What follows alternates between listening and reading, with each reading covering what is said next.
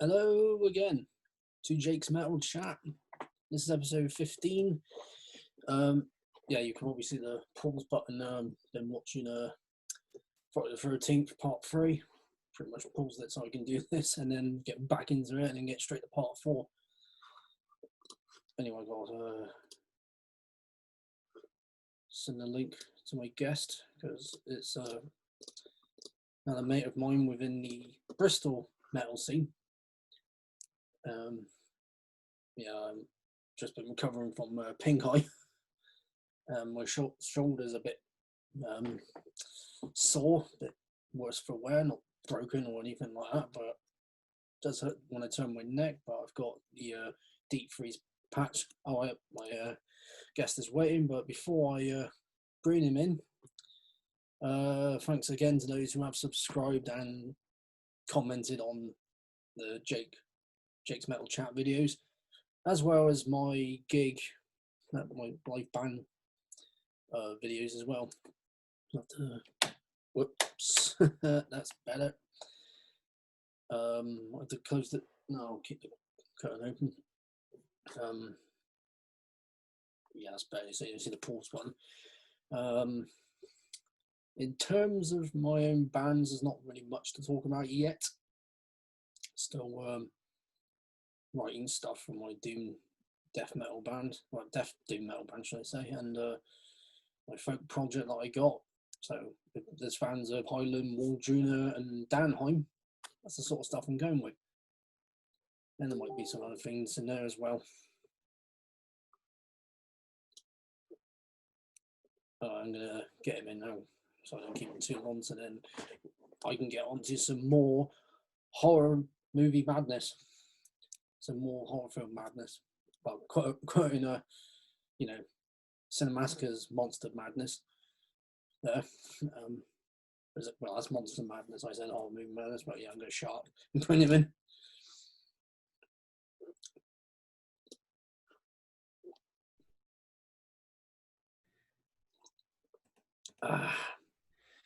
There he is. Hey, all right, Jake. Yeah, how's it going? Right, I'm good. How are you doing? Yeah, not bad, thanks. Yeah, you been up to anything fun the last couple of weeks? Writing music and drinking a lot. Because NFL season started, and I've just been drinking a lot of, like Bud Light and stuff like that. So. Okay, I think I've definitely been taking advantage of, because I'm not going at the pub, so essentially alcohol's cheaper. I am only drinking nice local ales and stuff because I can just afford to do massive orders from Left Hand Giant or Electric Bear whenever I'm running low. Yeah, I've bought a bunch of stuff from Left Handed Giant and Griffin as well, because I brewed my own ale actually. Oh yeah, how did that go? Came out really well. It was like 4.5%. So oh, okay, yeah, so it was nicely mild. It wasn't some ludicrous firewater. Oh no, nothing too strong. I'm gonna make something stronger. Not sure when I'm gonna start that. It's gonna be a braggot, which is a mead beer. Okay. So instead of using brewing sugar, you put honey in it. Oh, nice. Which is really good.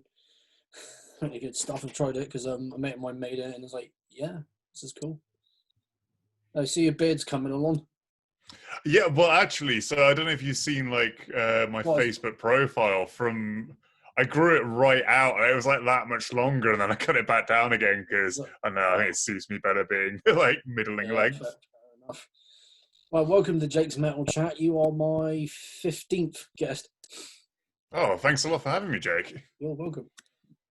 Because I had my mate Matt from Boston as the 14th guest, and then before that, Chris Ryford of Old Topsy.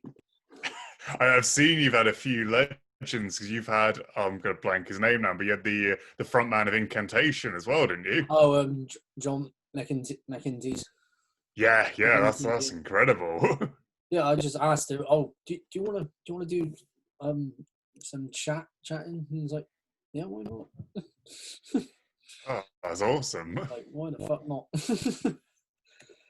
So to all my guests tuning in, or about to watch this, if you decided to click on it, if not, then whatever. It is October. It's the time for watching horror films. Yeah. So I'm watching Friday the 13th Part 3. That's what that bloody pause button is. Yeah, sorry to interrupt you, Jake. No, it's fine. I was like, probably not going to have enough time to watch it before this, so I might as well just pause it. And then it's like, this is literally like at the climax now, so. So, Jason's killed most of his victims already, as he does. Yeah, for people watching, this is a very good mate of mine named Phil. Yeah, we've known each other for quite a few years now. Like, you're one of the guys I know from like when I first moved back to Bristol, like a decade ago. You're one of the people I remember seeing at all the gigs, and you're still the guy I know as the man who goes to the most gigs of anyone I've ever met. Yeah, I tend to do too many, and I'm like, oh fuck, I'm skint.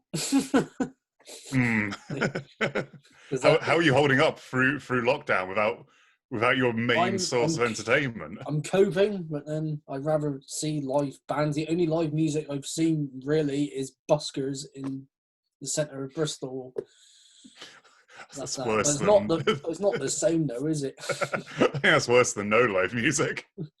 And just watching like live streams of Undergang playing in Denmark, but then I actually saw the footage from that. The guy who was filming it panned it near him, and there was people sat down. And I was thinking, it's death metal. You're supposed to be standing up and headbanging. Like, yeah, there's something very wrong about being sat down for a death metal show.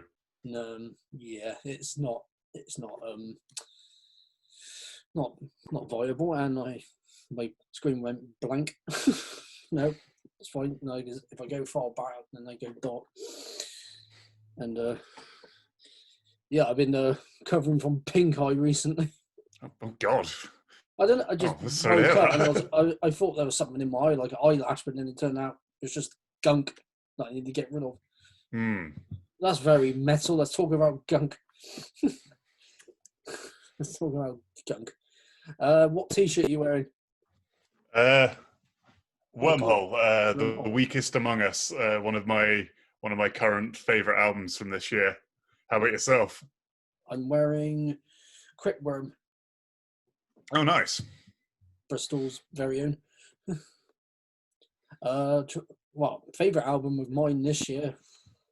Let's see. Well, there's Ola Costum's album, obviously. Got to add a local in there. In terms of big bands, I have to think about that. Yeah, I've got to start putting that list together. We're getting close to the end of the year now. Yeah, it's October already, so we got 2 months left of this year. This year that has gone. Well, we had gigs because I went and saw Testament. I've listened to the new album. That's got to be one of my favourites this year. Yeah, I don't think I've actually got around to the New Testament album yet, but yeah, I need to check it out. Those guys have been fairly solid for the last few. Really good, actually. I really enjoyed it. And obviously, that was the last big gig I went to. I saw 2 bands at the Griffin, and then all of a sudden it's like, oh, we're locking places down. Shit. Yeah. I think as well, like right at the end of March, I can't remember who it was, but there was a show I really wanted to see that I skipped, and now I'm like, for fuck's sake, that would have been like one of the last things I got to see. But oh well, hopefully gigs will return at some point in the next year or so. Yeah, hopefully next year, because I got a Day of the Dead suit that I'm going to wear from when I watch Devin Townsend. Nice. Or just a suit, depending if I find something a little bit more suited to Devin. But whatever. It'll be me celebrating the death of gigs this year. I don't know. Next year, I was like, let's celebrate the death of gigs last year. There wasn't any. Yeah. But anywho, let's talk some metal and anything else you want to talk about. Cool. Related to metal. Or whatever. This is what I ask all my guests that I've had. What got you into metal? Yeah, so it's a weird one looking back. I remember being like as a kid, having that whole like thing where all the other kids at school sort of got into pop music or whatever, and when you're really young, Yeah. and I didn't like any of that, and didn't like any of like my dad was really into like prog rock and like jazz rock fusion stuff, which as a small kid made no sense to me because no sane human being would start listening to music with jazz rock fusion. But the one thing of his he liked was a cassette tape of the first Sabbath album. And that was the only thing I listened to until I was about 13 or something. Like that was I liked that and then thought, I basically don't like music. And then like through my own steam discovered, the rock that was around. Like I'm about 30 now, so the rock that was happening as I turned to a teenager, probably similar to yourself, was that kind of really dodgy period of late 90s, early 2000s, like the kind of new metal, like real radio friendly rock. So I got into that, started liking stuff with guitars. Then at the kind of the point where metalcore appeared, I discovered a few bands in like rapid succession of like, I got really into Trivium briefly when Ascendancy came out, and that was like this big gateway. And then a few months later, got really into Arch Enemy, and then Arch Enemy opened the floodgates because, as you know, Michael Amott was in Carcass, so you buy all the Arch Enemy albums. The next you got to get Heartwork and Necroticism, and then from there it was a quick spiral into everything like Vader, and then even like the more modern stuff like Opeth. So I'm someone for many years was very firmly like my comfort zone in music was kind of old school death metal stuff for the most part, and then some kind of more modern stuff. And then I sort of in more recent years I've evolved out and got way more into like basically all the metal subgenres. I really enjoy a lot of doom, and especially like the more progressive end of modern black metal. That was a huge obsession, like kind of more recently. And even in recent years, I've been starting to get my head around grind, although that's like the bit that's always taken me time because it's just intense music. Some grind goes over people's heads a bit. It's like, what's this deathcore? What's this porno grinder? Well, so I want to say I don't think I'm missing the point with porno grind. I just think it's fucking awful. But like I do like a lot of like death grind, and then these days I'm even getting to the more traditional grind, like the hardcore end of things. But yeah, hardcore is actually another point where I've never quite been able to crack it. Like that kind of vocal delivery I struggle with. I don't know. Are you much of a hardcore guy, Jake? Don't listen to a whole lot of hardcore bands. The only one I really listen to is Hatebreed. That's it. As far as hardcore bands go. Yeah, I kind of like some of the post stuff. I don't know if like stuff like Amon Ra and like Neurosis count as remotely hardcore related, but I like that kind of stuff, I guess. Yeah, Neurosis were a hardcore punk band before they started doing what they're doing now. Yeah, like super long form atmospheric something. So they were just like, oh, we're done with the short songs. Let's do like really ridiculously long songs.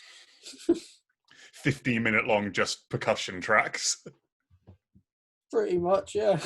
Because I've heard a lot of bands like, he's going to go to another note. Nope, same damn note. Oh. I don't know. I enjoy that stuff, but I can understand it being off-putting to a lot of people. Yeah, because some people are like, I want something fast and brutal. How about no? Listen to something else. I mean, I want fast and brutal, but like, listen to old school death metal, but I also listen to a lot of brutal death and death grind. I do have my favourite porno grind bands, but I'm not as big into it as our mate Simon. Yeah. Simon from the Metal Brethren podcast, he really has a lot of time for that kind of really like hyper offensive, like noisy stuff. I can't, as it's just not for me. I don't listen to it very much. I listen to more bands like Underground and Tomb Mold and Spectral Voice, Blood Incantation, bands like that. Which one of my guests said, cavernous death metal.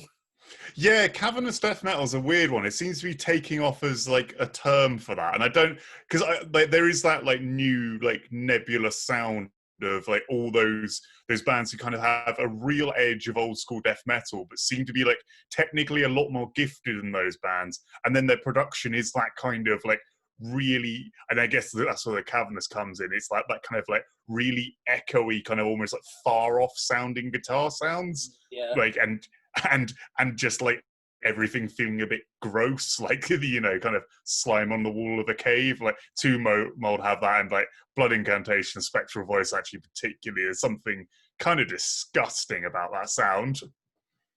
Pretty much, that's what drew me to him, and this is what I like about Phil. He just finds these words and just articulates them into his podcasts as well, which we will talk about in a minute. But yeah, that's like how you go into your podcast and everything like that. It's just like, this guy is so knowledgeable. I get on with him very well. Oh, it's very kind of you to say, Jake. I think I have a really deep voice that makes me sound like I know what I'm talking about. I'm probably misusing all the big words. Probably misusing some of it, but when I listen, it's like, he knows what he's talking about. And I'm like, okay, that bit kind of didn't make any sense. Or that bit kind of made sense, but then that bit didn't. Might listen to one episode and be like, that didn't make any sense. And what's he on about? Some people that script in their heads, like, it's like, even if they're a metalhead, they're like, what the fuck's he on about? Like, but yeah, well, apart from, well, when you get into metal, you also play instruments yourself because you're in 2 bands yourself, or is it just 2 bands?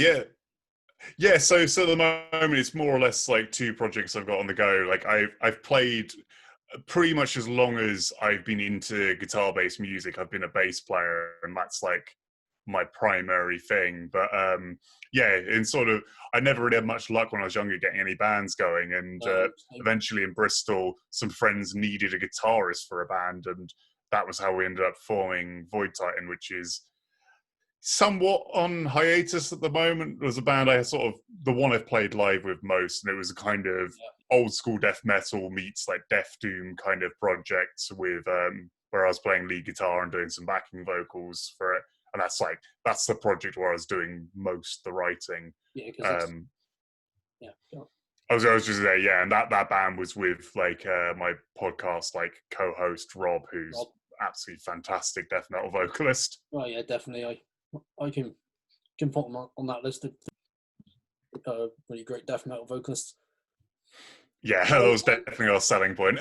Yeah, and you do some death metal vocals yourself in the band. Yeah, I'm very much the backing guy. I have no ability to play while screaming, so I can do like 4-word phrases, and more than that, I'm going to go out of time.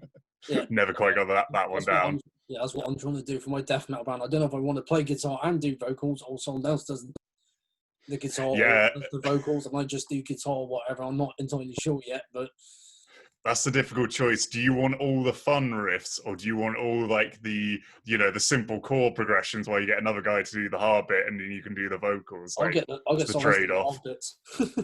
Because I'm not a soloist in any way, shape, or form. Do you have a name for your project, Jake? Well, I got a death metal band that I formed as a grindcore band with a mate of mine who I haven't seen in quite a long time. But now it's more death metal, kind of going the direction of the bands we just mentioned, like Two Mold and Blood Incantation. Maybe not as technical as Blood Incantation, but that same sort of sound. Just purer. That's the cool. And so it's just me at the moment. I'm just trying to get a short demo out or something, but struggling for riffs. Fair enough. That's the thing. You've got to, like, if you want to stand out in death metal these days, you've got to have damn good riffs, because there is a lot of like OSDM bands out there now. Yeah, I really got to push myself if that's the case. And my Death Doom project, which is gonna kind of sound funeral doomy, because I'm gonna have some really evil sounding riffs or evil sounding intros or whatever, because I got an intro at the moment. It sounds fucking evil. It's like you just walked into Bloodborne or something and now you're gonna die.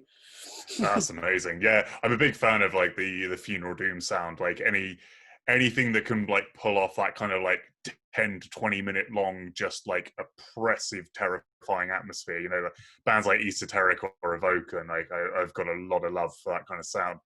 Really fucking hard to write that stuff though. That kind of somehow to make a riff like often as simplistic or as like long form as that actually work.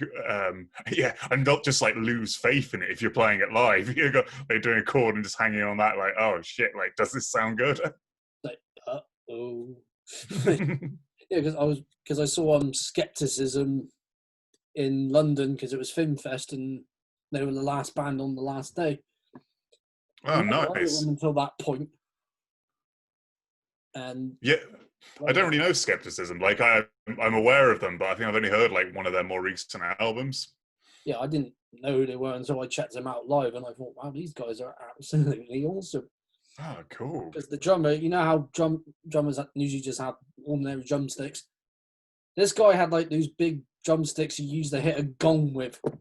Oh, what with like the kind of not foam, but like kind of cloth head to them. Like they use for like the bigger drums and like orchestras and stuff. And I was like, what? That was a weird choice for a metal band. Like, what the absolute fuck is he doing?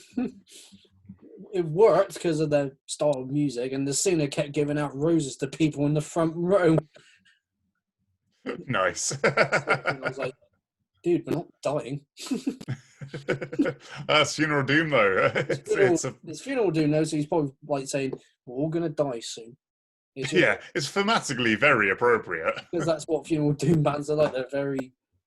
Seem to be very dramatic or what the word is, like theatrical. Yeah, I think you've got to have, like, if you're going to play music that is like that slow and epic, you've got to have that commitment of like, we're going to go full in on the theatre of the lyrics, like become very kind of involved in the subject matter. It kind of works with it. Is the similar thing with a band like Primordial. Like that band only works because Alan totally sells his like lyrical delivery both live and on the album. Like he believes everything he's saying, like hugely, and that stops it from being kind of comical and makes it just incredibly powerful.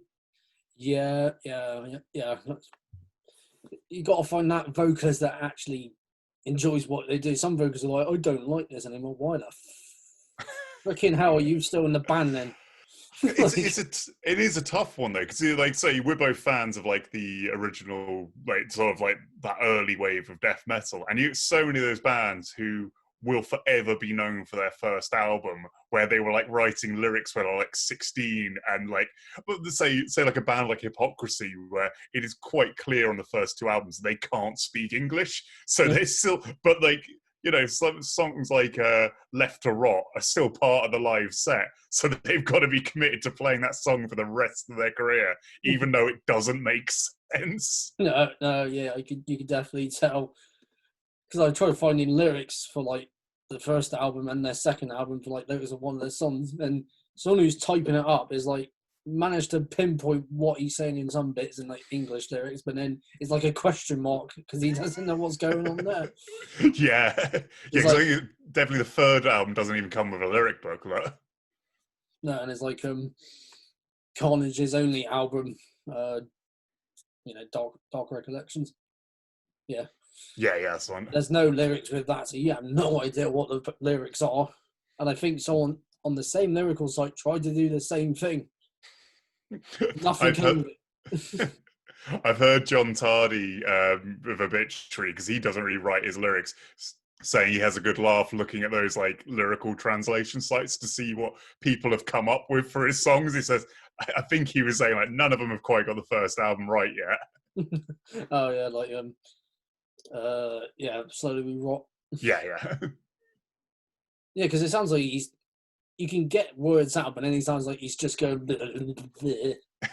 He's one of those guys. He claims there's lyrics there, but I'm not personally convinced. I doubt that. I'm just having coffee at the moment, nothing extravagant. Well, it's a gloomy Saturday, so I thought I'd treat myself and I've already broken into a beer. It's a gloomy Saturday and that, so I'm gonna have beer later. So Fair enough. I'll have a beer for the fourth Friday the 13th film once I get through the third one. Are Stop you looking going through at them in me! order? What? Are you going through them in order then? Yeah, pretty much. I haven't watched them in ages. I don't feel I've ever seen anything past the first Friday the 13th film. I'm Well, not yeah, much of first a. one is his mother, played by the late great Betsy Palmer. Sadly, she's no longer with us. Yeah. I mean, people say, "Oh, well, yeah, she may be gone, but she's not dealing with COVID." It's like, well, okay, that's a plus for them because they're not dealing with this shit like we are at the moment. Yeah. How's that been affecting you in terms of, you know, meeting up with people like in your bands and stuff? It's a bit of a.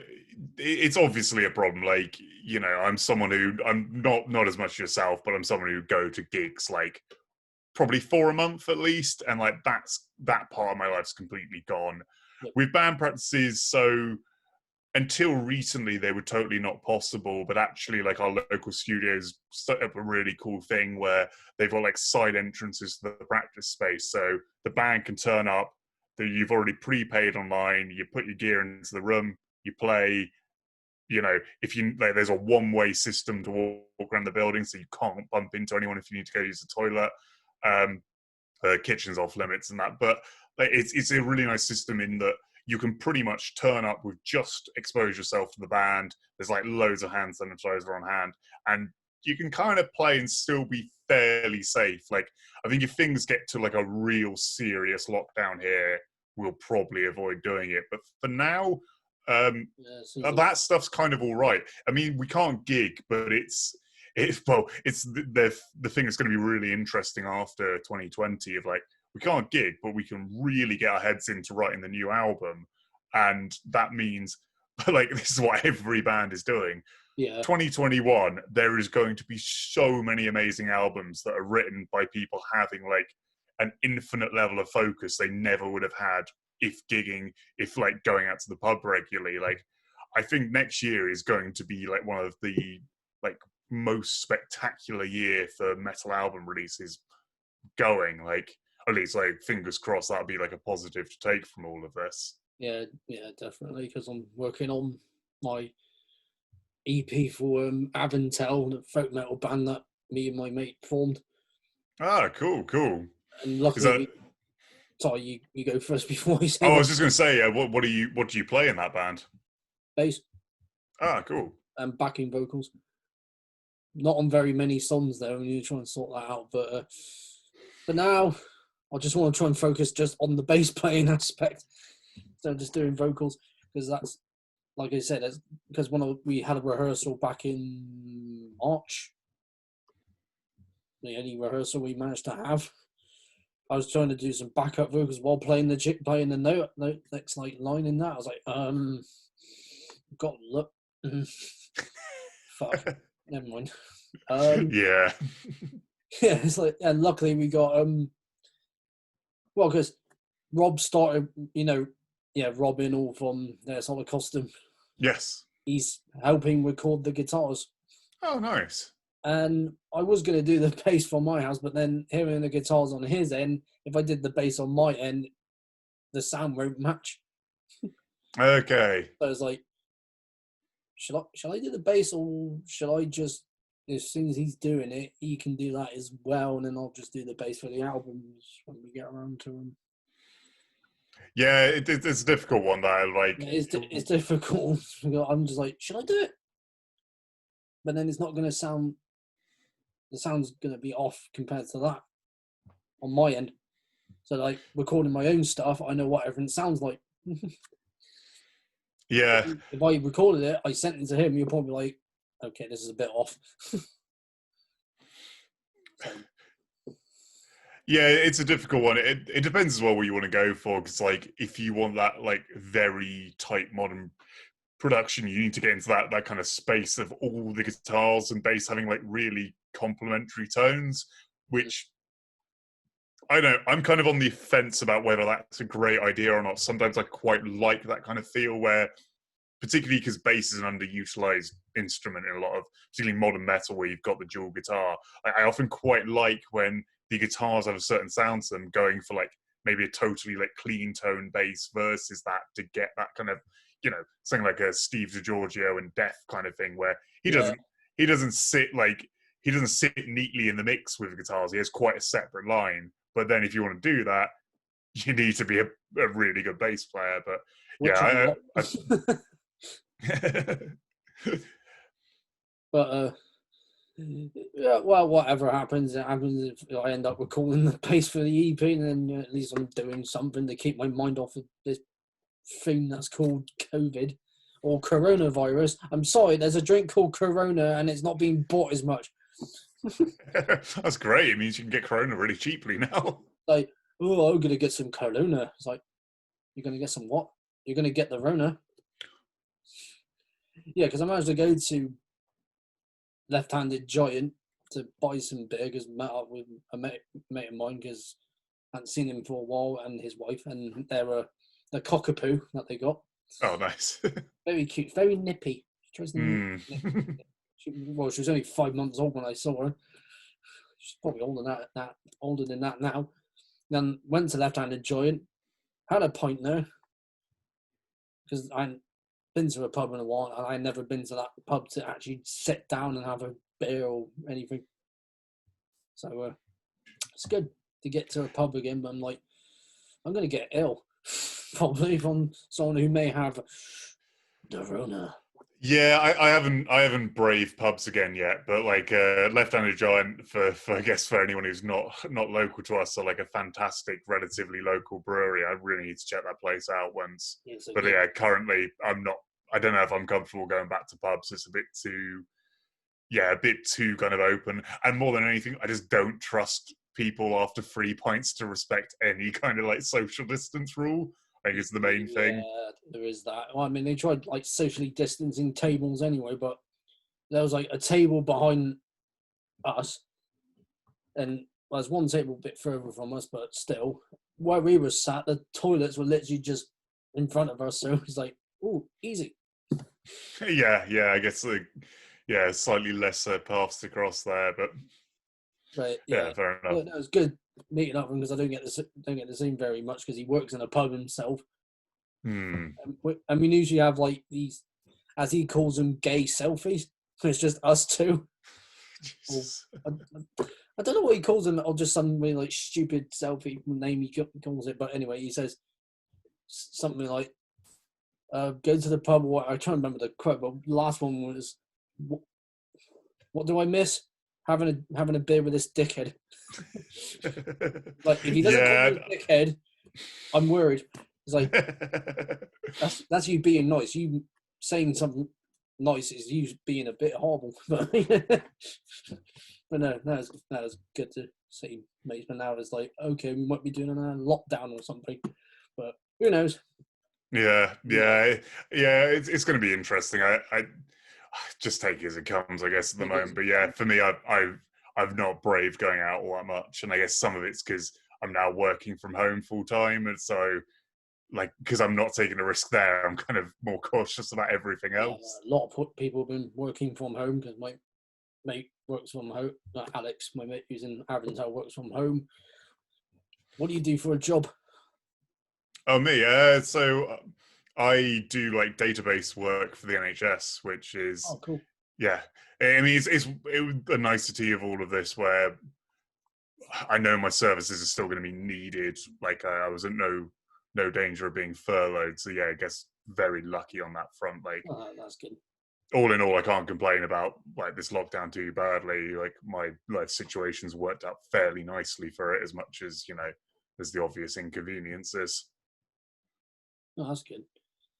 Yeah, as long as you can do your job from home, that's all good.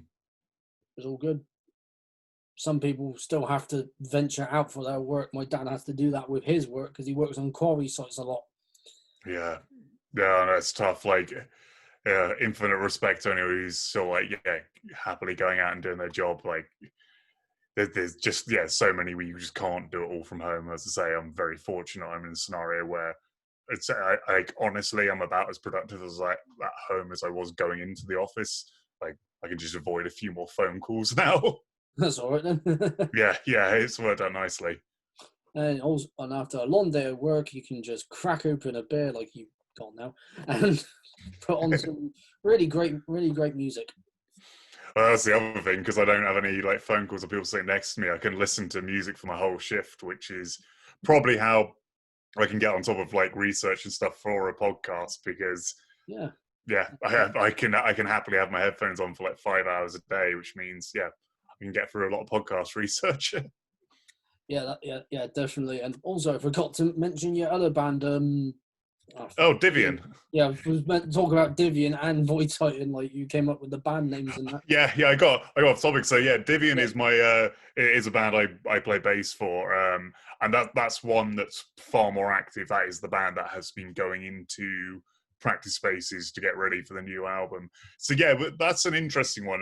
My friend Finn, who We know is kind of well known in like the Bristol metal scene.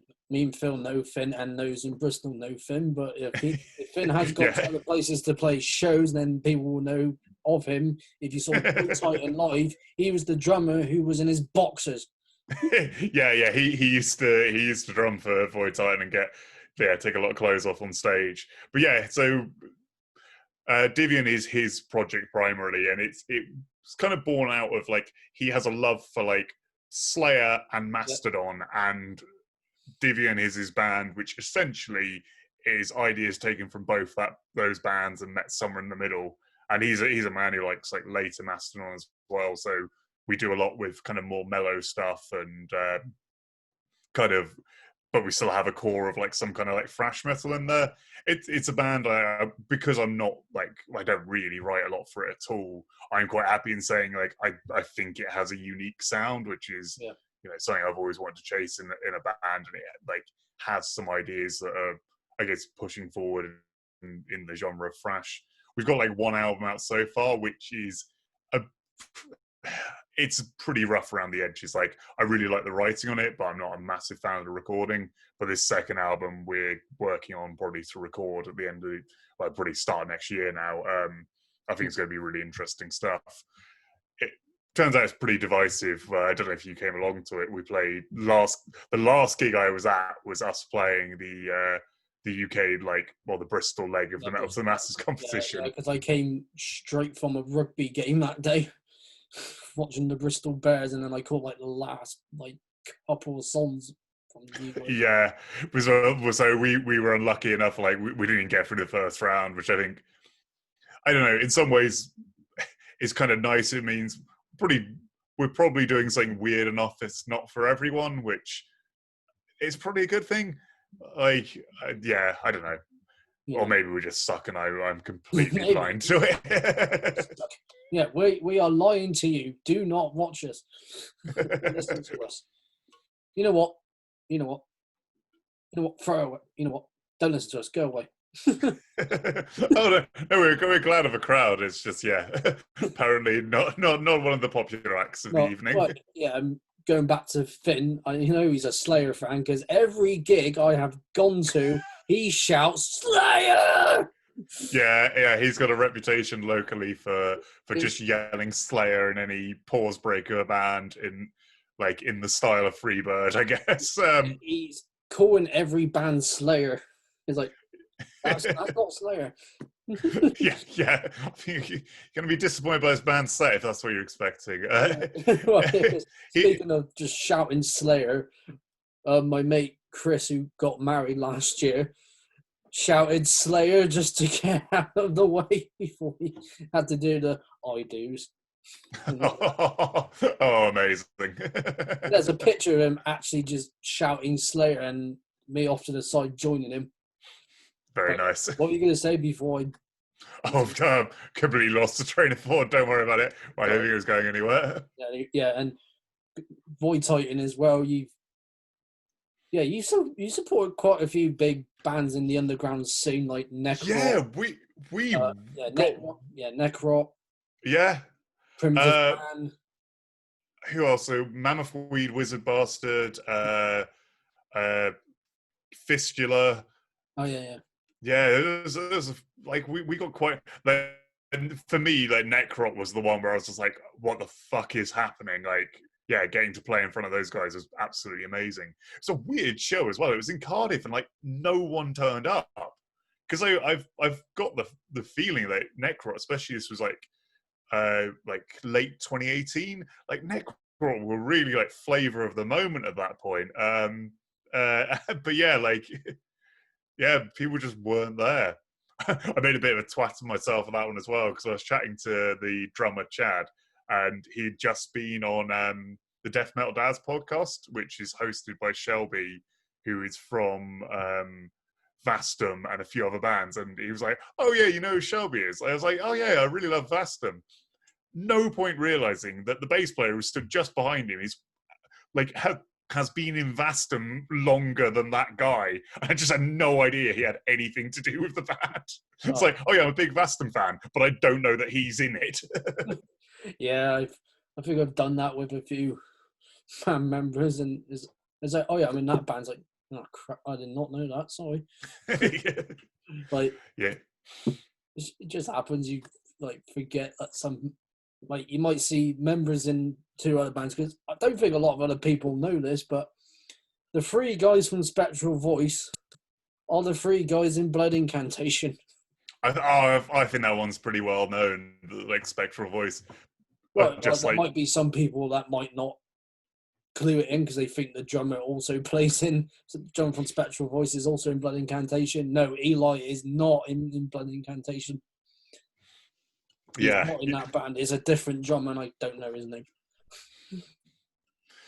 But yeah, I do love that crossover of those two bands because you wouldn't necessarily know they were related to hear it. No, I guess there is a similarity in sound, but yeah, similarity in sound, but two completely different styles of death metal. Because Spectral Voice is more death doom. Blood Incantation's more on the sort of ways of like Nocturnus way, like the sci-fi sort of. Yeah, like, in terms of lyrical themes, like the sci-fi sort of lyrics and that, and they sort of have an incantation feel to them as well. Yeah, like the incantation worship is pretty clear with that band, even if it wasn't for the kind of namesake.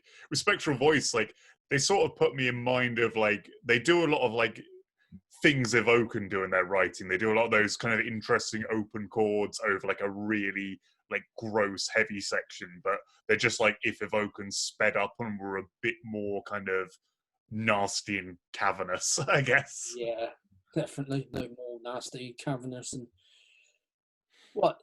Yeah. Again, I'm going to keep mentioning Tomb Mold because their name comes from a item you can find in Bloodborne. Oh, really? Yeah. I know they got some really good like lyrical references. I can't remember the name of the track. There's one off the new album that is based around a really amazing section in the sci-fi book Hyperion, which is what I read in the last couple of years. And it's like, oh, cool. They're referencing like that really creepy fucking idea from that book. Yeah, they are like those guys are amazing for like knowing their extended sci-fi lore. Yeah, definitely, because they're lyrical themes, like sci-fi lore and lore. Not just Bloodborne, but also Dark Souls is one of the lyrical themes as well. Cool. Yeah, I think Dark Souls is a growing kind of like lyrical theme for a lot of metal bands these days. I literally typed Bloodborne on Metallum for like lyrical themes, and there was like all these different bands. That had that lyrical theme, be it a death metal band, a black metal band, or I think there was one thrash metal band that I found. Oh, that doesn't surprise me. I mean, we've got Lich King with like all their World of Warcraft thrash metal lyrics. Like, I could totally see a Dark Souls or Bloodborne thrash metal band, or Demon Souls.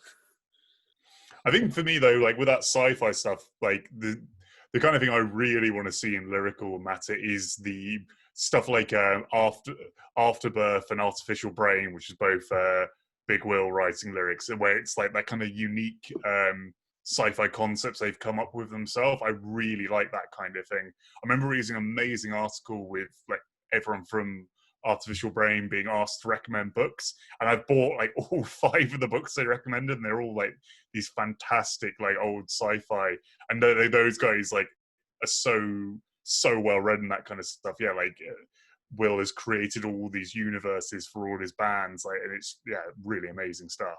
That's brilliant.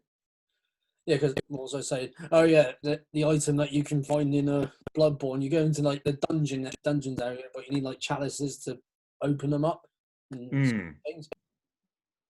And I'm trying to remember what I found it. And I just it was in one of the dungeons. I just opened like this chest and it's like tomb mold, but not how the band name's spelt, but like actually how mold is spelt. I was like, tomb mold. Awesome. I was like, I love the band, I love this game, even though there was a couple of bosses in that game that really, really pissed me off. I'm one of those weaklings that could never get through. I gave the first Dark Souls a go and like put about 10 hours into it. It's just like I just can't do this game. I gave up on Dark Souls, and I was going to do Bloodborne, but I thought it's just going to be like fucking Dark Souls. I'm not going to bother. And then I started playing it basically March this year because I thought, okay, it's coming up to, because I looked at it came out in 2015, so it's basically 5 years old. So I thought, it's 5 years old. Let's see if it still holds up. Obviously, it still holds up, being 5 years old. And then I was like, oh, I love this game. Let's keep playing it. Oh, I keep dying by these same bosses, you bastard. Bastard. Yes, I've done it. Yeah, like those games, like they have a very metal aesthetic. Though I can see why they would appeal. Yeah, definitely, because there's a lot of gothic architecture and those games, especially Bloodborne, and a lot of H.P. Lovecraft inspired locations and monsters. Yeah, H.P. Lovecraft has got to be at this point the most referenced author in metal. Like, oh, definitely. I don't hear him mentioned that much outside of metal, but like inside that community, I hear it all the time. Like, yeah, I think everyone owns like that collection of his books at this point in the metal scene. I got one over there, and I showed it when I had my chat with Cam Lee because he's a really big Lovecraft fan. that does not surprise me. From Beyond, anyone? Yeah, exactly. Which is not all to do about From Beyond. It's just because the title is From Beyond, and I think the song From Beyond is about the story. I have no idea. From Beyond's like a really solid album title, though. I'm probably talking shit. Yeah, I don't think I've read that particular story. It is not ringing a bell. I'm on Rats in the Wall at the moment. Rats in the Walls is a really good one, if you ignore the incredibly unfortunately named cat. Yeah, we're not going to mention. There's that difficulty with Lovecraft. Like, I like his stuff, but there is no denying the guy. He's got incredibly racist names, and the guy was just those at some points in his stories. But you got to remember, he grew up around that time. He was around that time. It's not even so much the time period, but still. It's not even the time period. The guy was just completely bizarre. He was a total like isolationist. He didn't really go out and see people. Like his whole relationship with other humans was like really bizarre. But it kind of informs his horror, because his horror is like such this fear of the unknown, and to him like everything was unknown because he didn't really leave the house. His mother kept him isolated from much of childhood. I think he kept himself isolated. He was like isolated because of that, and plus he didn't like a lot of people, as it were. And also like a massive germaphobe and stuff. Like, yeah, I don't know. It's a strange thing because I am in that position of I give Lovecraft a free pass, but I guess because the same is true of any author that has long since died. Like I can read their stuff still because I'm not hardly supporting their worldview, but yeah, you just have to take some of his morals with a pinch of salt because take it with a pinch of salt. But I'm like, I'm gonna shove all that aside, put it in the bin. The only song I'm looking at is he wrote all these really bizarre, out there stories, which a lot of metal bands have either just add bits here and there in songs or an EP, or they've done a complete concept album of one of his stories. I think. Yeah, there's a lot of that, and I think as well he's just like someone who has really informed the kind of the general concepts of like that kind of like cosmic horror. You know, you kind of the sort of stuff we're talking about with like Blood Incantation. Like they might, I could be wrong on this, but I don't think they ever specifically reference any of his stuff. But I'm pretty sure his work and the works of those like closely influenced by him, like definitely informs that kind of sound. Oh yeah, definitely. Because get back, he said cosmic horror.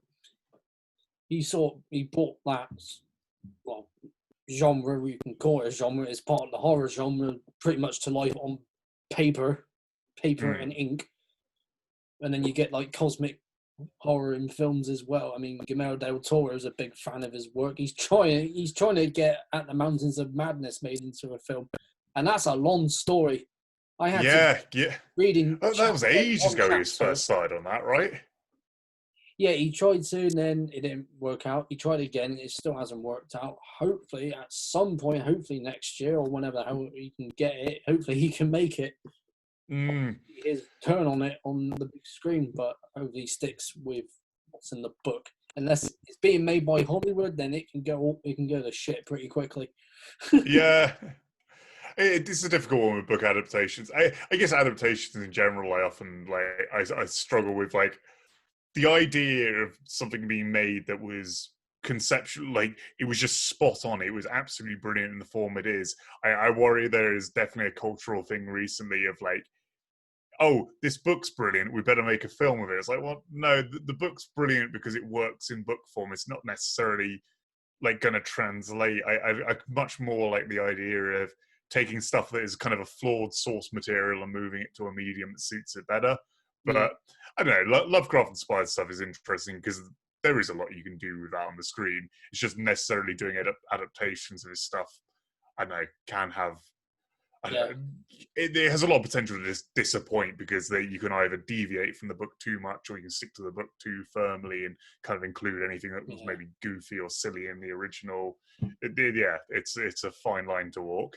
Yeah, and also it can probably be difficult to keep up with the Cthulhu mythos because there's so much shit going on. You can't pay attention to one thing at a time. Yeah, it's certainly a scene that like a lot of other authors like took influence from and ran with. Like, I don't think you could really summarize that anymore.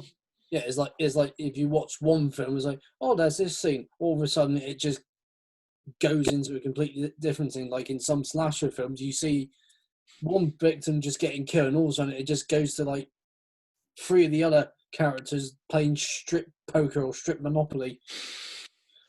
I should say I'm not the biggest horror guy. I guess I can't really do the kind of the very B movie stuff like you're saying, like Friday the 13th kind of series. I've never quite like got on with. I do enjoy horror when nailed, but like I think I want it to be properly scary, and that's stuff I don't watch a lot of because it's scary. I watched a lot of like really like early horror films from like big directors, and they've just been terrifying because of what he or she's put into like Guillermo del Toro's Kronos. I've never seen that one. I've seen so the first of his I saw was Devil's Backbone, which is amazing. I've seen clips of it, and I've just seen it. Just looks terrifying, and plus it's set around the Spanish Civil War, which is basically where he sort of likes to base his stuff. I don't know the history of like whether he has like if he was about there at the time, but he's in both that and Pan's Labyrinth are set there, and both of them are this kind of they're kind of like they are scary films, but actually they are far more harrowing for the scenario they're set in. Like I think those two are absolutely incredible, and that is more what I'm looking for for horror, I guess. Yeah, it's just Pan's Labyrinth because it's just it's scary because of what time period he's set at and what event in time he's set in.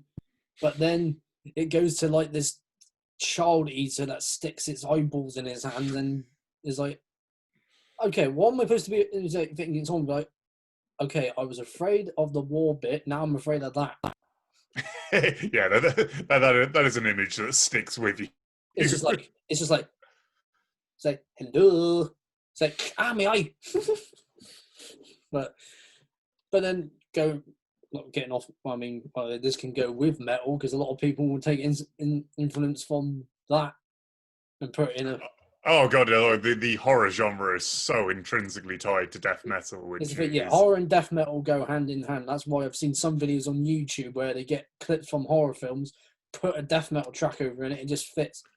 Oh god, that is well and truly like 2008 YouTube was entirely like clips from Evil Dead with Entomb songs put over the top. That is so much of my watching when I was first getting into metal. Like that's how I found so many bands. Yeah, because I watched a clip from someone put a video up of the first Evil Dead and put the song Evil Dead by Death over it. Yeah, very appropriate. I was like, yeah, well, the song's called Evil Dead. It might have something to do with the film. I don't know if that was Chuck's intention, but well, Chuck and Cam was in Death. Cam Lee was in Death. Yeah, is he the vocalist? I'm not like Scream Bloody Gore is one like I enjoy, but it's not one of my top like Death albums. I think I tend to when I'm listening to them start with Leprosy. Yeah, Leprosy is the second one because that came out in 1988 because the first one was 87. And then again, now we're getting into death metal here because people argue who's the first death metal band, who brought out the first death metal albums. It was like Possessed or Death or whatever. But it's like they put their own spin on it. Yeah, it's a difficult one because like Possessed sit in that position of like, okay, this is brilliant, but is it strictly death metal? Like if someone put out something that was exactly equivalent to Seven Churches now, would it be labeled a thrash album or a death metal album? Because I know it's got like fully screamed vocals, but then like 1,000,001 bands do thrash with entirely screamed vocals now. And yeah, like the first Death album, I think the first Death album's got to be like up there because it's kind of like the Kill 'Em All equivalent, where it's like there was a load of bands with demos that were well and truly death metal, but that was the one that got the undeniably a death metal album out as a fully kind of studio realized product. I'm probably wrong. This is probably another one around that time, but. I think death is such a evolution out of thrash anyway. Like it's a muddy kind of line of like what is the first true death metal album. It's like there was the seeds of it all over the place. Yeah, well, people can just pick certain bands on and be like, then you got all these different death metals. So you've got big one here in Bristol, but if we're going to go across to America, Florida comes to mind because there's a lot of death metal bands that came out of Florida. Obituary. Brutality, Morbid Angel, Resurrection, with an album in Bond Existence, which is just a killer album. So I don't know Resurrection. That is a gap in my knowledge. I'll have to check that one out. The vocalist doesn't do like the gutturals. He does more like a sort of cross between John Tardy and someone else, but it sounds kind of black metal-y with his vocals, not too black metal, not like overly it's like. I quite like that. I'm a big fan of so in recent years, one of my biggest criticisms with death metal is like vocal delivery has kind of got more stale. Like if you look at the really early death metal bands, no one knew what the fuck they were doing. So you got some really strange vocal performances on albums. And I feel in recent years, like death metal might have a few too many rules on that front where you get those sort of amazing bands like Tomb Mold, but like if you listen to the Tomb Mold's vocals, like that is just that one solid death metal noise throughout. Like he never really deviates from that formula. Whereas I don't know, if you go back to like a band like Hellwitch, like their vocals are all over the fucking place, and I miss some of that level of experimentation. that being said, some of that was probably born out of absolutely appalling technique. So possibly Yeah. newer bands are losing their voice less A often on lot of tour.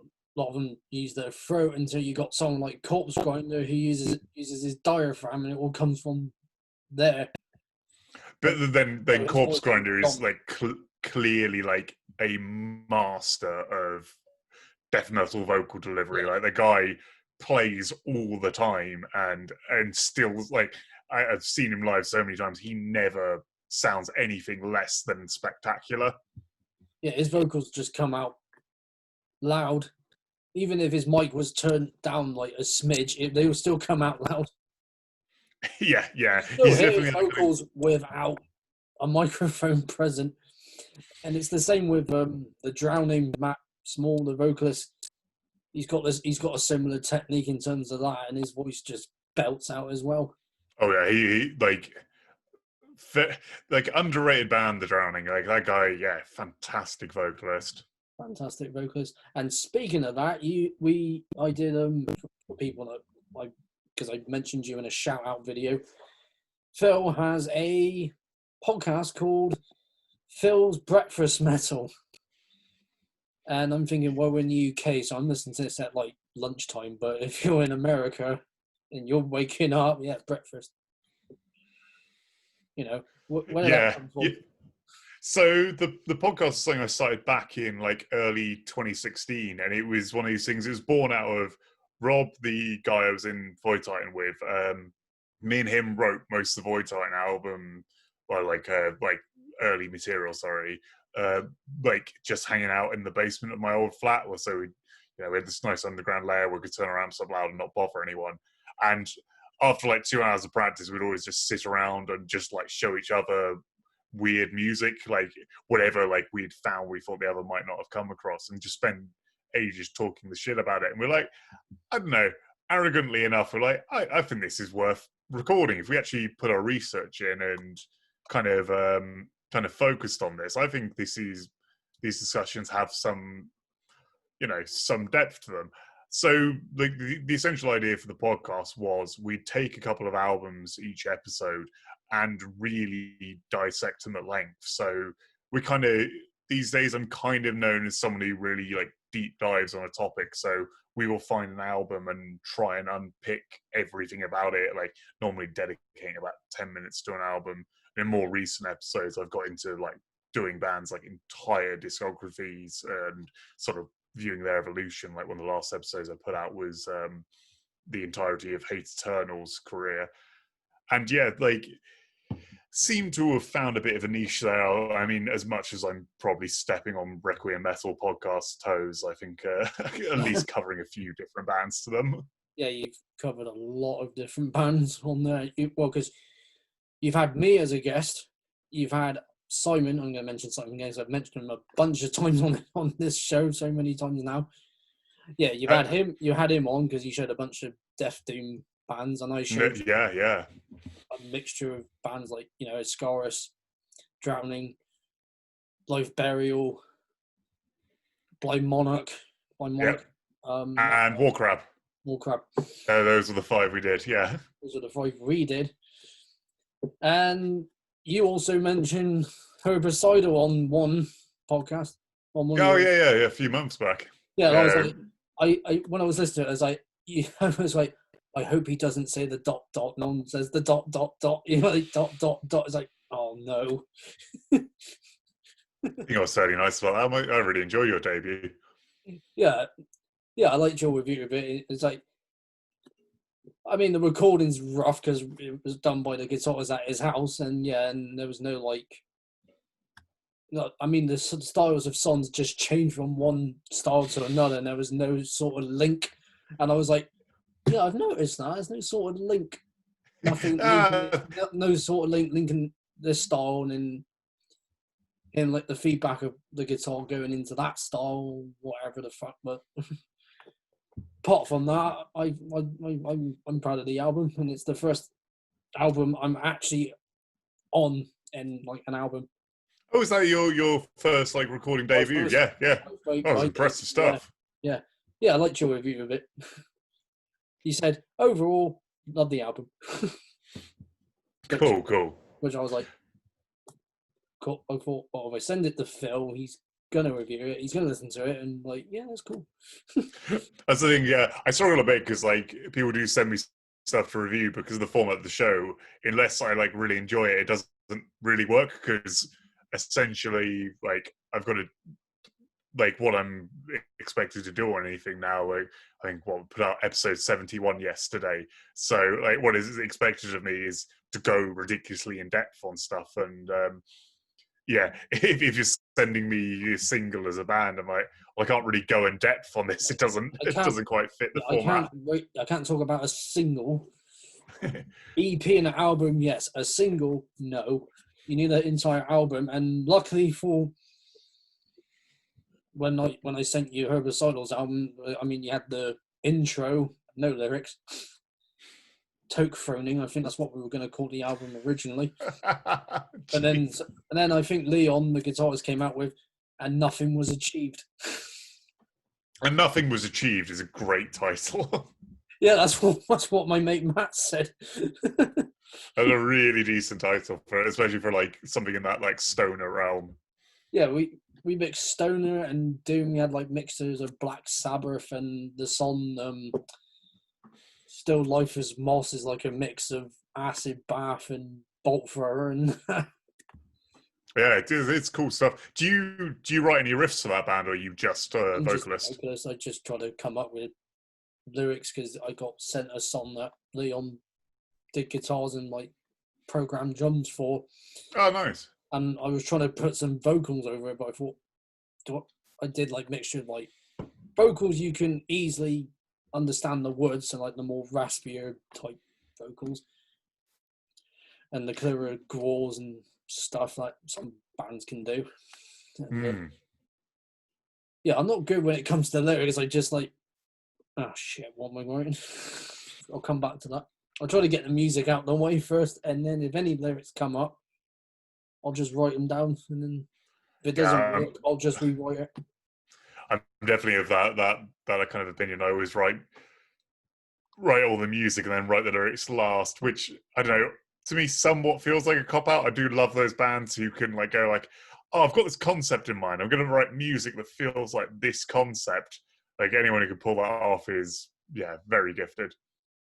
Yeah, I'm not that as gifted as anyone like that, unfortunately. But no, because a Death Doom band that I'm doing, like the song I got written out, well, I only got the guitars pretty much recorded. I don't know how long I'm going to actually have this song yet. I don't know if it's going to be 5 minutes long or 6 minutes long. Hell, it could be 15 minutes long. And I'll just like, oh, fuck, I put too much in this. Let's narrow it down to about 9 minutes. That'll be fun. And the whole concept for me is like mixture of, horror-related content, Bloodborne, and that's about it, really. That's a good start point. Yeah, there's definitely bands who have come up with less. Well, man was like, oh, you keep doing horror. Well, horror and death metal go together like peanut butter and jelly sandwiches. Yeah, sort of sense. Or a good beer. Goes together like a good beer.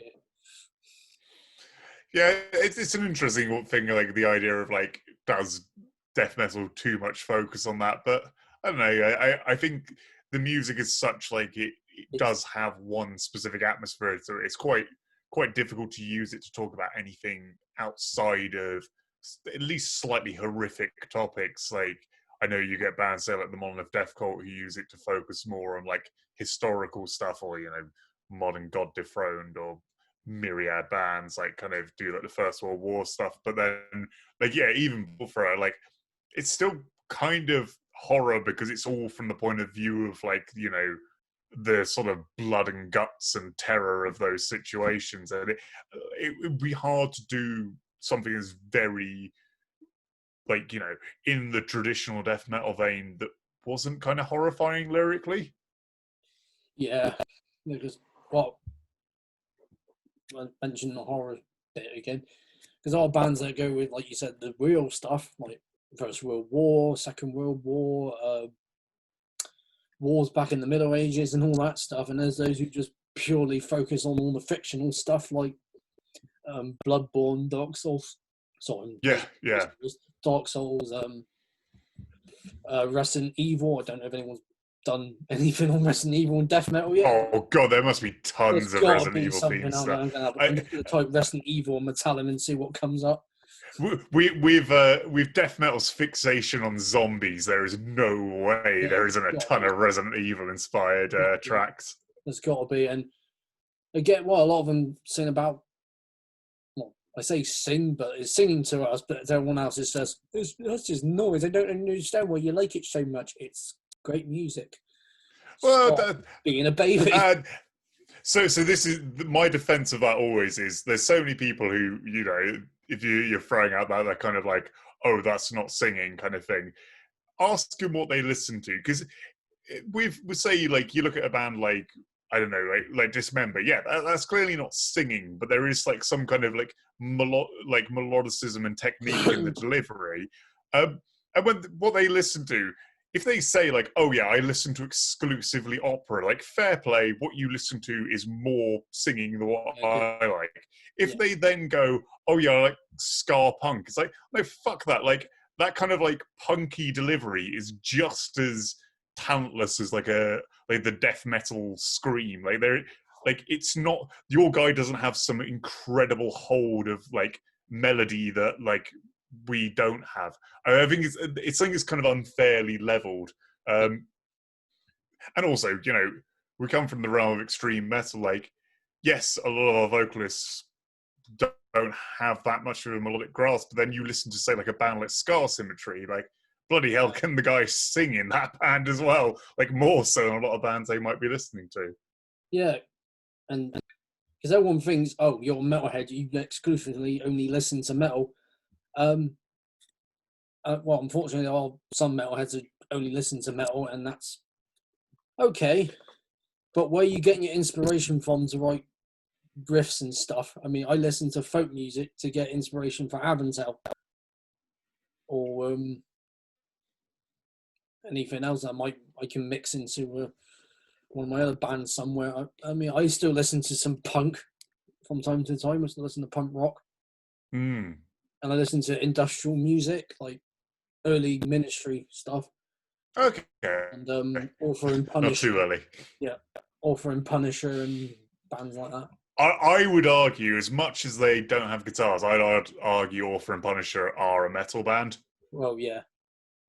Like, they are just so extreme. And the fact, like, one of they wrote an intro for Capital Decapitation and it just totally fit. Yeah, yeah, well, some people would think, oh, no, he's just an industrial band. It's like, well, he's kind of making sort of guitar-ish sort of sounds with his equipment he's made. But then like, industrial does have, like, a strong crossover with metal. Like, I referenced the band Monolith Death Cult earlier. Like, those guys are very much, like, industrial influence, but, you know, with a huge amount of death metal trappings.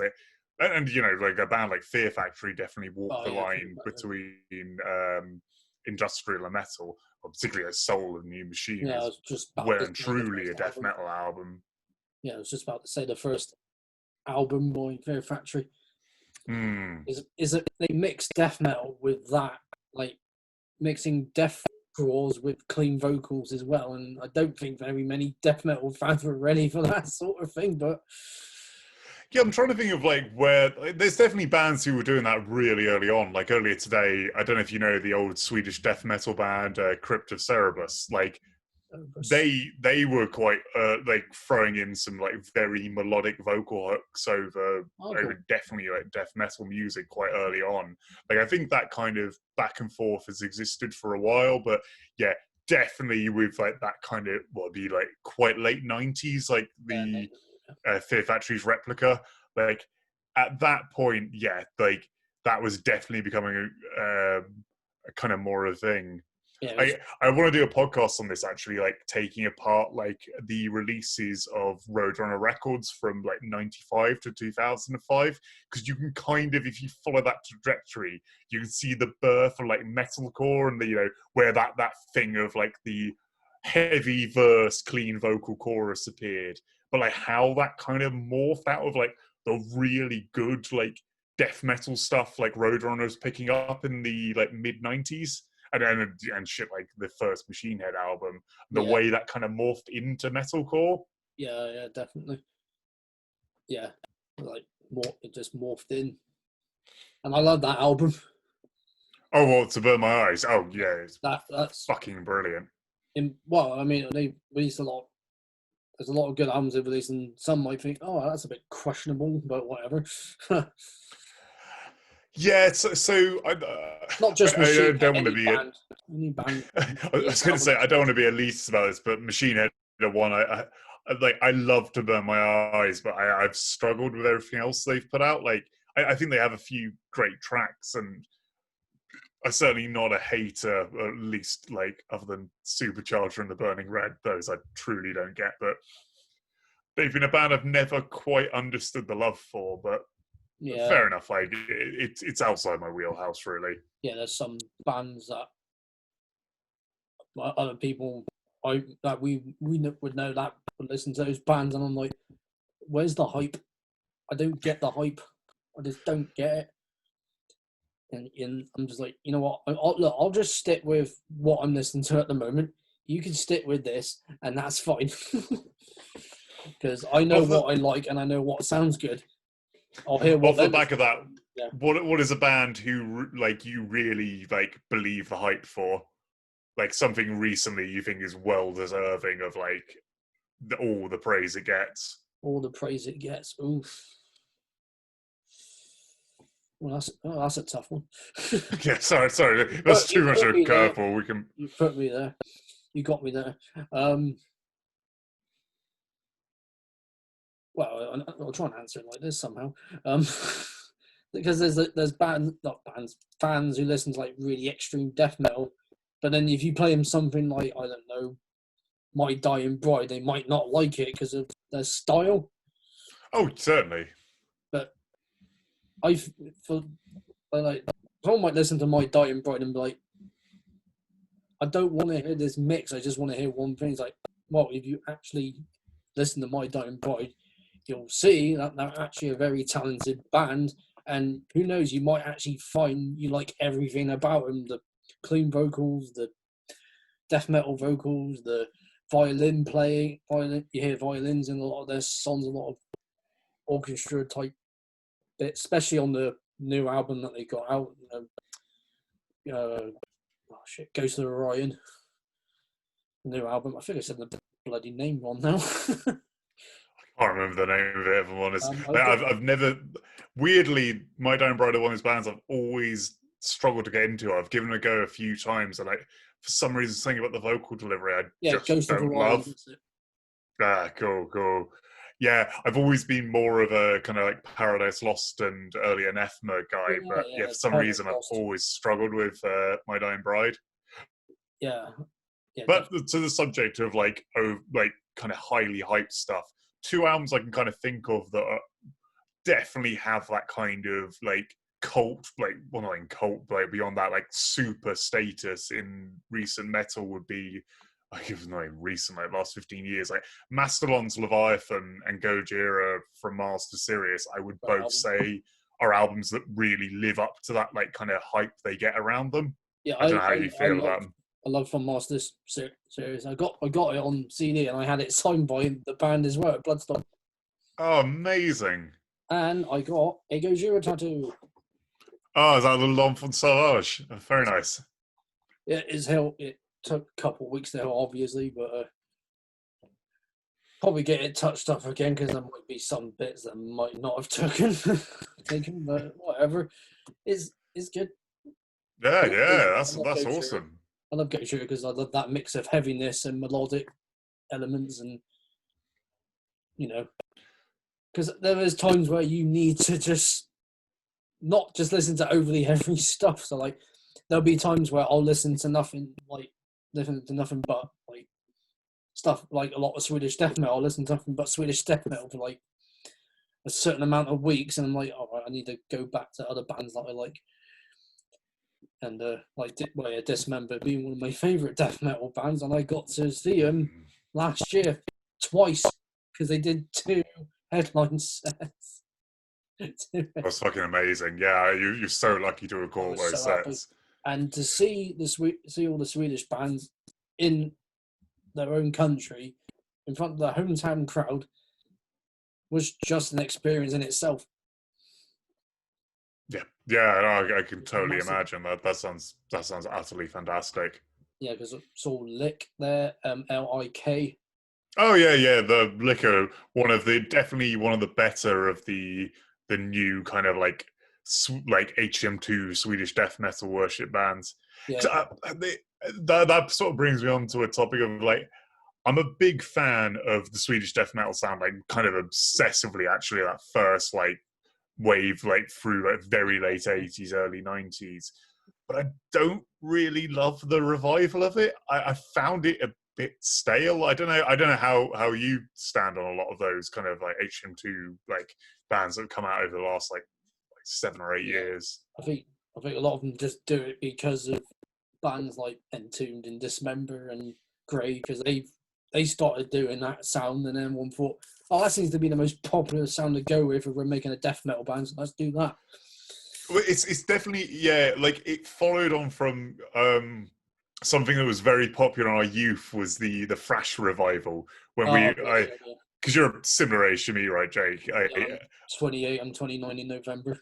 Yeah, okay, so yeah, you were well and truly around for that like return of all these bands. Like the one I always I kind of maybe unfairly call out is Evil, the one I Evil. remember getting a huge amount of praise, and Yeah, then like sort of hearing it and being like, this is fine, but it's like this is hardly Rust in Peace Part Two, or I guess more appropriately, like this doesn't hold a candle to Rain in yeah, Blood. yeah, definitely. But I first heard of Evil was what I literally just flicked onto like Kerrang or something, and the video Thrasher was on there, and I was like, Mm.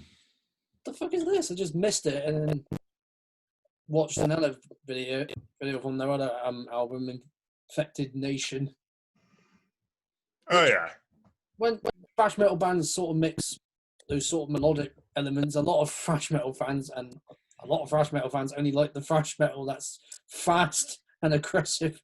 They don't like anything that's going to be a little bit different. What I've noticed. I guess to some extent I'm kind of in that camp. Like I like my thrash kind of in the more extreme end of things. Oh Like yeah, so do I. I mean, I love Creator because that's very, very extreme and aggressive. Extreme aggression. There we go. yeah, yeah, like that kind of German scene of like Destruction Crater Sodom. I have a lot of time for like, I love but also like I'm a big Voivod guy, so I like Oh, I love any of Voivod. that newer stuff that's taking a bit of a Voivod influence as well. Like Yeah, I love uh, Voivod. Definitely. yeah. Gotta love Voivod. Yeah, because I've And seen. this. Oh, sorry. Go ahead. Yeah, because I've only seen 3 out of the 4 big German thrash metal bands. I haven't seen Sodom yet. I've seen Creator like more times than Tankard and Destruction. Yeah, Sodom play a lot. Destruction in recent years have turned into a very good live band because they're always the one to kind of get written off as the weaker of the kind of evil three. And I've always had a real soft spot for them. I think Release from Agony is a It's masterpiece, from and Agony, yeah, definitely. like And that is an album I think people kind of forget exists and really is worth yeah, going they back to. overlook it. It's like a lot of albums, like they overlook it and go to something completely different. I got to see Destruction actually when the Beer Keller was still, open. They played the Oh, Beer Keller, and that nice. was amazing. I've only ever seen them at festival slots, but honestly, festival slots are fucking great for seeing a thrash band because it's just there's a lot of people and you can really get into the spirit of it. Oh yeah, definitely.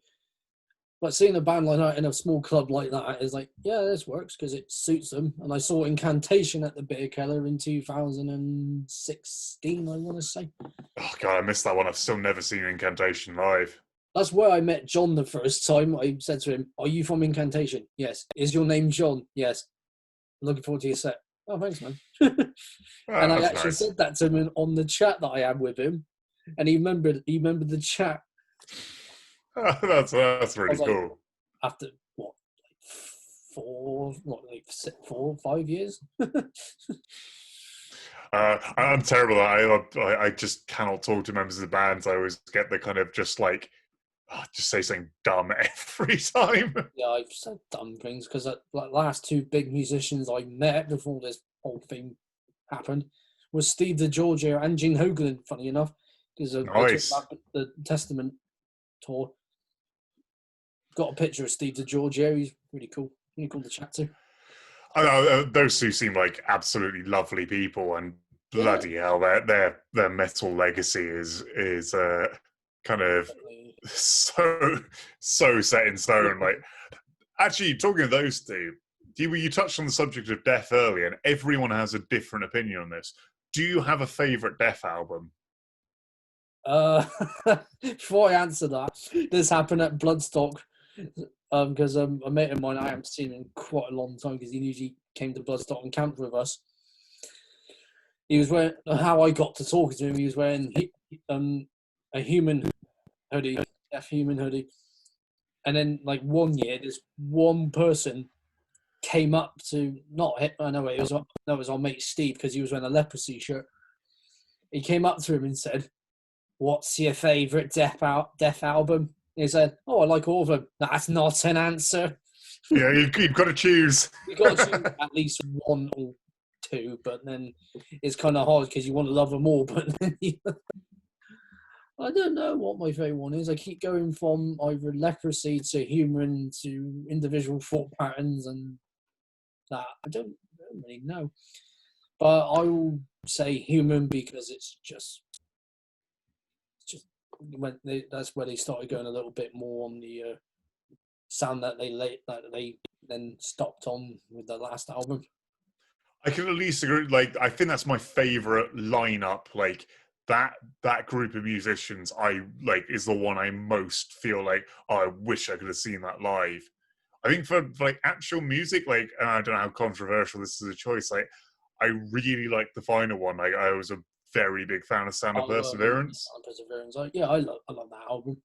Favorite song always from that album is going to be Spirit Crusher, just because how the bass comes out. It's like, it's like, you know. There's so many good ones, like Moment of Clarity, or all the like the instrumental voice of a soul is like I've heard this like thrown around like in a lot of polls as like that is the best metal instrumental. Like maybe that Yeah. versus like Call of Cthulhu by Metallica. It's like of the really known ones, like it is one of the true great metal instrumentals.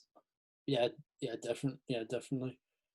And going back to and Chuck, his vocal style pretty much changed every album. I wait from Scream Bloody Gore to maybe individual thought patterns. He still had that same sort of style he had until we got to Symbolic and the Perseverance. He went for more higher type vocals.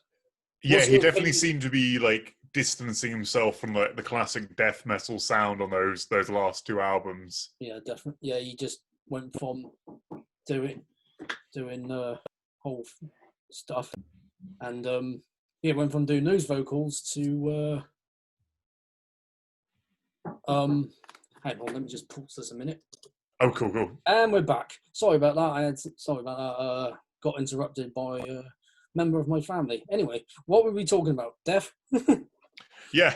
You were talking about Chuck's evolving vocal style. Yeah, his vocals went from the more sort of not raspy. I don't know what you would describe as earlier vocal style. I guess it is just a classic scream. Like he is someone who's always had that like really decent like enunciated but still kind of gravelly. He's always on the higher end for like especially for someone from like because he ended up in Florida. Like most of Florida scenes are super guttural stuff. Oh yeah, definitely. Well, yeah, David Vincent, for example. Yeah, maybe guttural's too far, but like at least like quite deep. Like I kind of when I think of Florida scene, I think of like Chris Barnes, Dave Vincent, like that kind of sound more. Yeah, well, yeah. I guess it's. Sorry. I was just gonna say I get like the real guttural, like that's the New York scene that properly brought that in. Oh yeah, definitely. Because well, I mean, Cannibal Corpse, they all they all located to Florida because they're all from Buffalo, New York. Like Chris Yeah. Bonds and Paul and Alex and well, Bob Bruce didn't locate with him because they kicked him out of the band after the third album. Yeah, the only guy that didn't appear in the documentary. No, well, I don't think he would have anyway because he probably still hates. Well, they got Chris Barnes back, they got Jack Owen back, but yeah, he's still not up for talking to Yeah, him. they're probably like, oh yeah, let's get Chris and Jack because we, still get on with them. I mean, I don't know if Paul and Chris get on anymore, but because they were best friends growing up. I don't know if they're still friends now or even if they chat. I get the impression like no one in Cannibal Corpse talks to Chris Barnes that much anymore. Yeah, because I don't want to. I'm not going to say anything bad about Chris Barnes. So that's just not badmouth anybody. Or we could. No. No. No. I've got nothing negative to say. He's just like on that I don't know if you see that documentary. He definitely seemed kind of bitter about the split. Yeah, he was a bit bitter about split. Well, because they were gonna do it. They were literally gonna do the other album, which Corpse ended up doing, Vital, and they did that EP, like those like sort of demo tracks that Chris already did like vocals for. But you can tell Corpse Grinder's vocals suit the songs on Vital more than what Chris was gonna do for the album. Yeah, it's a difficult one because I've just always been more of a Corpse Grinder, Cannibal Corpse fan. I'm just more of a fan of that vocal style. But I love his style in Cannibal Corpse, especially now because it's suited more to him. But if he was in the band any earlier than that, I don't think his vocals would have gone. No, because you listen to his early Cannibal Corpse albums, they sound nothing like the first few Monstrosity albums, which definitely he sounds really solid on. Yeah, because I remember looking him up, I was like, what other bands is he in or used to be in? Monstrosity came up, and I was like, okay, he's been doing this for pretty much around the same amount of time. That's cool. Oh yeah. Like Monstrosity are one of those because they've always been slightly lower output. They're kind of forgotten. But I've always really rated Monstrosity as a band. I think even their later post Corpse Grinder albums have a lot going on for them. Spiritual Apocalypse is fucking excellent, but kind of I just came out at the wrong time. I think it's 2006, 2007, something like that. It just slightly before the return of love for death metal, and kind of flew under the radar. Yeah, because some death metal albums and bands death metal was sort of dying out in the mid to late 90s. No one really gave death metal much of a listen because black metal was taking off. But it's not just that. Death metal in the late 90s got totally saturated. It really hit this point of being a bit uninspired. But then you have, as you say, the rise of black metal in 94, sort of getting really big then. But then you actually have the thing that really was the nail in the coffin was the early 2000s when nu metal took off and all this stuff just went underground. And you had actually all these amazing revolutions in death metal happening in the background.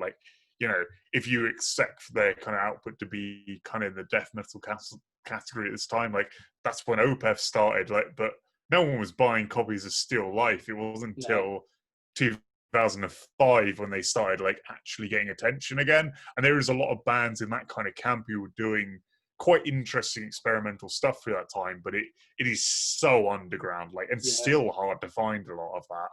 Yeah, it's very, very hard. There's a lot of albums you can't find nowadays, but I was lucky enough to find The Key and Thresholds by Nocturnus, because that band went under the radar after a while, and then people started talking about them, and I was like, who the hell's this band?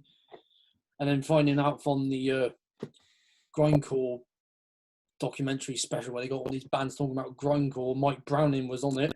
That's when Nocturnus was still a thing. He mentioned he was in Morbid Angel, and I was like, he was in Morbid Angel? Oh, so Nocturnus one you're more recently, you've come to more recently? No, I've been a fan of them for a long time, actually. Well, Nocturnus. That's how I found out about them back in 2000 about 2008 or something. I found them, Oh, cool.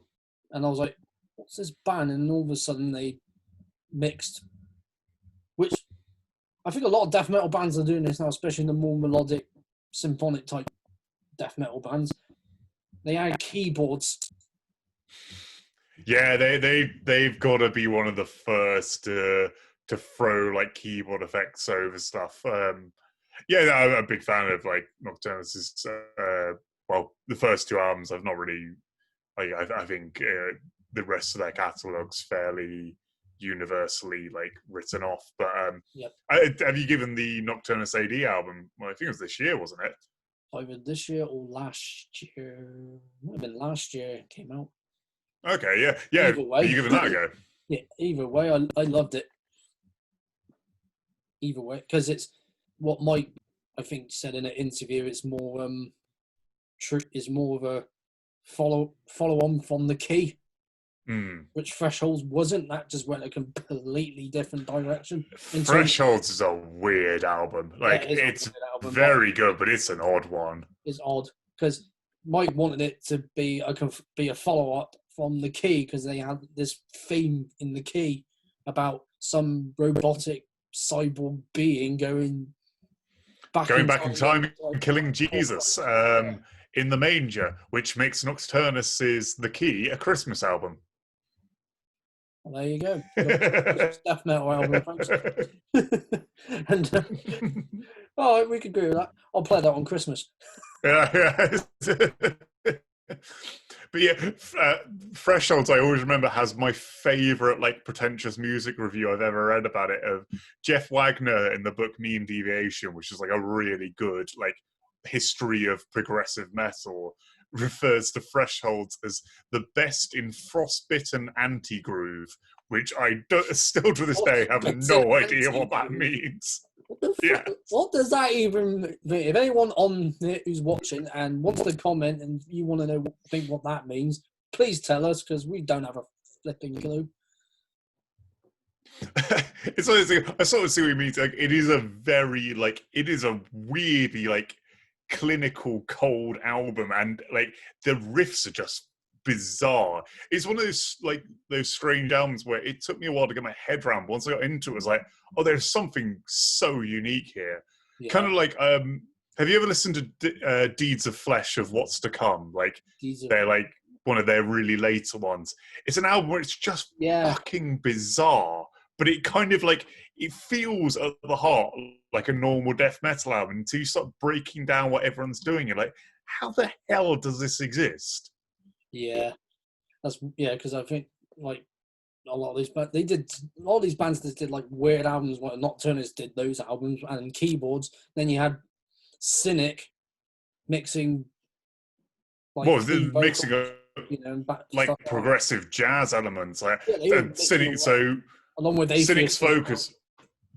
Oh, sorry, Jake. Yeah, along with Atheist as well, they were fusing that jazz like fusion to it.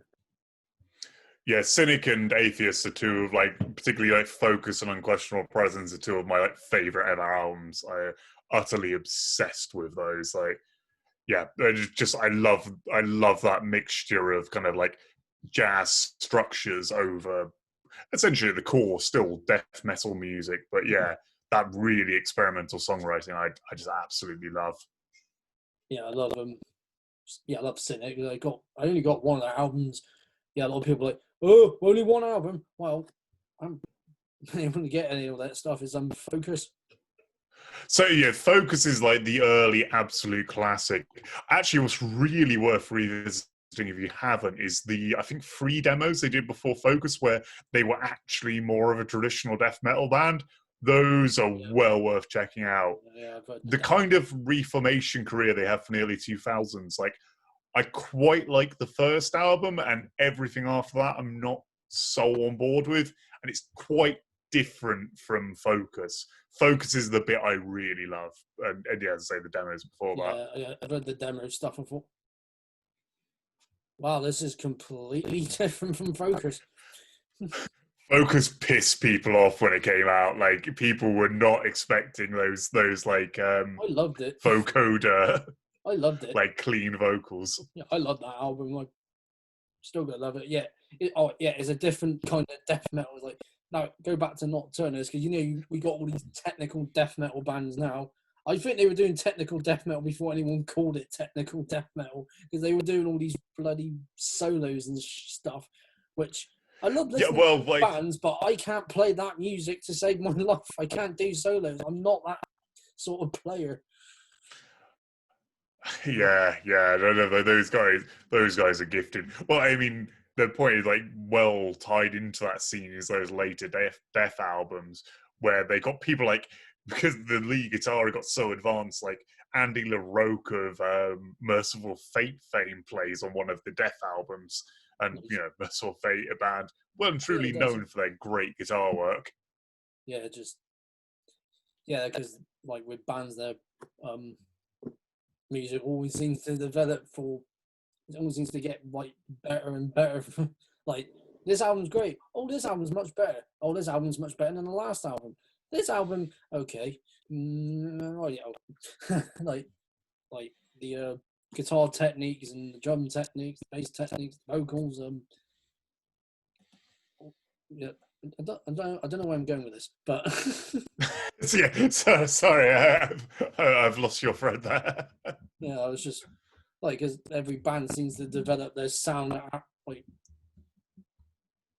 because technology changes. Although it's an interesting thing, because so as fans of like, particularly say like the Swedish, like like not the melodic scene, the Swedish death metal scene, like a lot of those bands, like their peak is almost when they had no clue what they're doing. Actually, like a really good example is so much of like the Finnish death metal scene. We get bands like say Zisma, who were this amazing, like weird death metal band. But in their later career, they just turned into like a kind of bland stoner rock band once they got the hang of playing. Or say someone like from Sweden, like Afflicted, who their first album is this really complex, weird death metal album, and their second album is power metal. Like because they started out as kids, like but what they're first putting out is this like kind of super experimental kind of music they can barely hold together, which has like an interesting energy to it. But then they get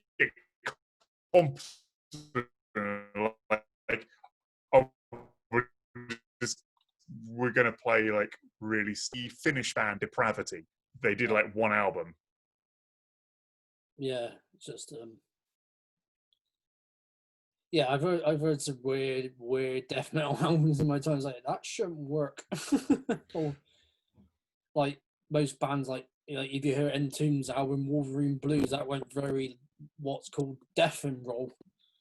I'm a big fan of like those two in a row, like Wolverine Blues and To Ride. I like it as well. I lost interest in them around Same Difference. Like as soon as Nicky Anderson left, I wasn't so fast. I haven't really heard their other albums past Wolverine Blues. I've only heard Left Hand Path, Clandestine, and then Wolverine Blues. That's the only ones I've actually heard. I haven't heard any of that other stuff. Really? There's moments. I really like the last one they did under the Entombed name, Serpent Saints. I think it's really decent. I'll have to give that a listen.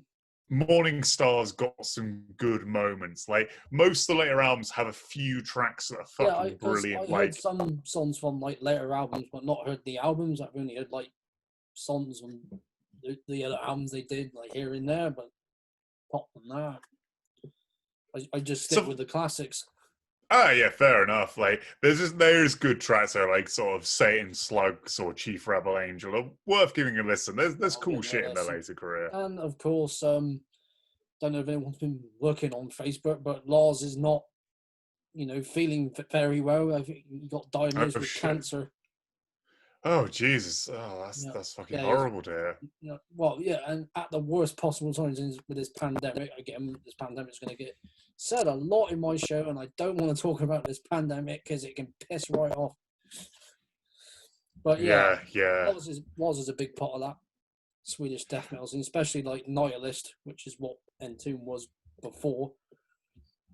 Mm. Oh yeah, Vocals were way different on there than they were when they did Left Hand Path. Like, and I think it is back to that thing I was saying of like when vocalists are like experimenting around as kids, like where they haven't quite found their technique. yeah, Like chances are that probably wasn't the best for his voice over time, and eventually like really finds his sound with probably by Wolverine Blues. Yeah, Wolverine Blue. Yeah, he just stuck with that. And Brett Hoffman is well, one of the many death metal vocalists we have lost because he passed away 2 years ago. I want to say.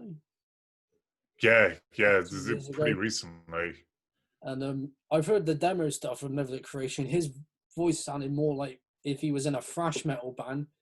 And then you hear Ten Commandments and Retribution, his vocals just changed. It's like you hear the demo stuff, and all of a sudden you hear the album's like, wow, that sounds like it changed overnight. Yeah, really, really big shift up. It's very, very, very just weird how certain metal vocalists, like in death metal, their voices don't sound low. Like Chris Bonds, we'll go back to Chris Bonds. You hear the demo by Cannibal Corpse, his voice is more thrashier, and then you get to the first album, and it's just gone from being like a to like a.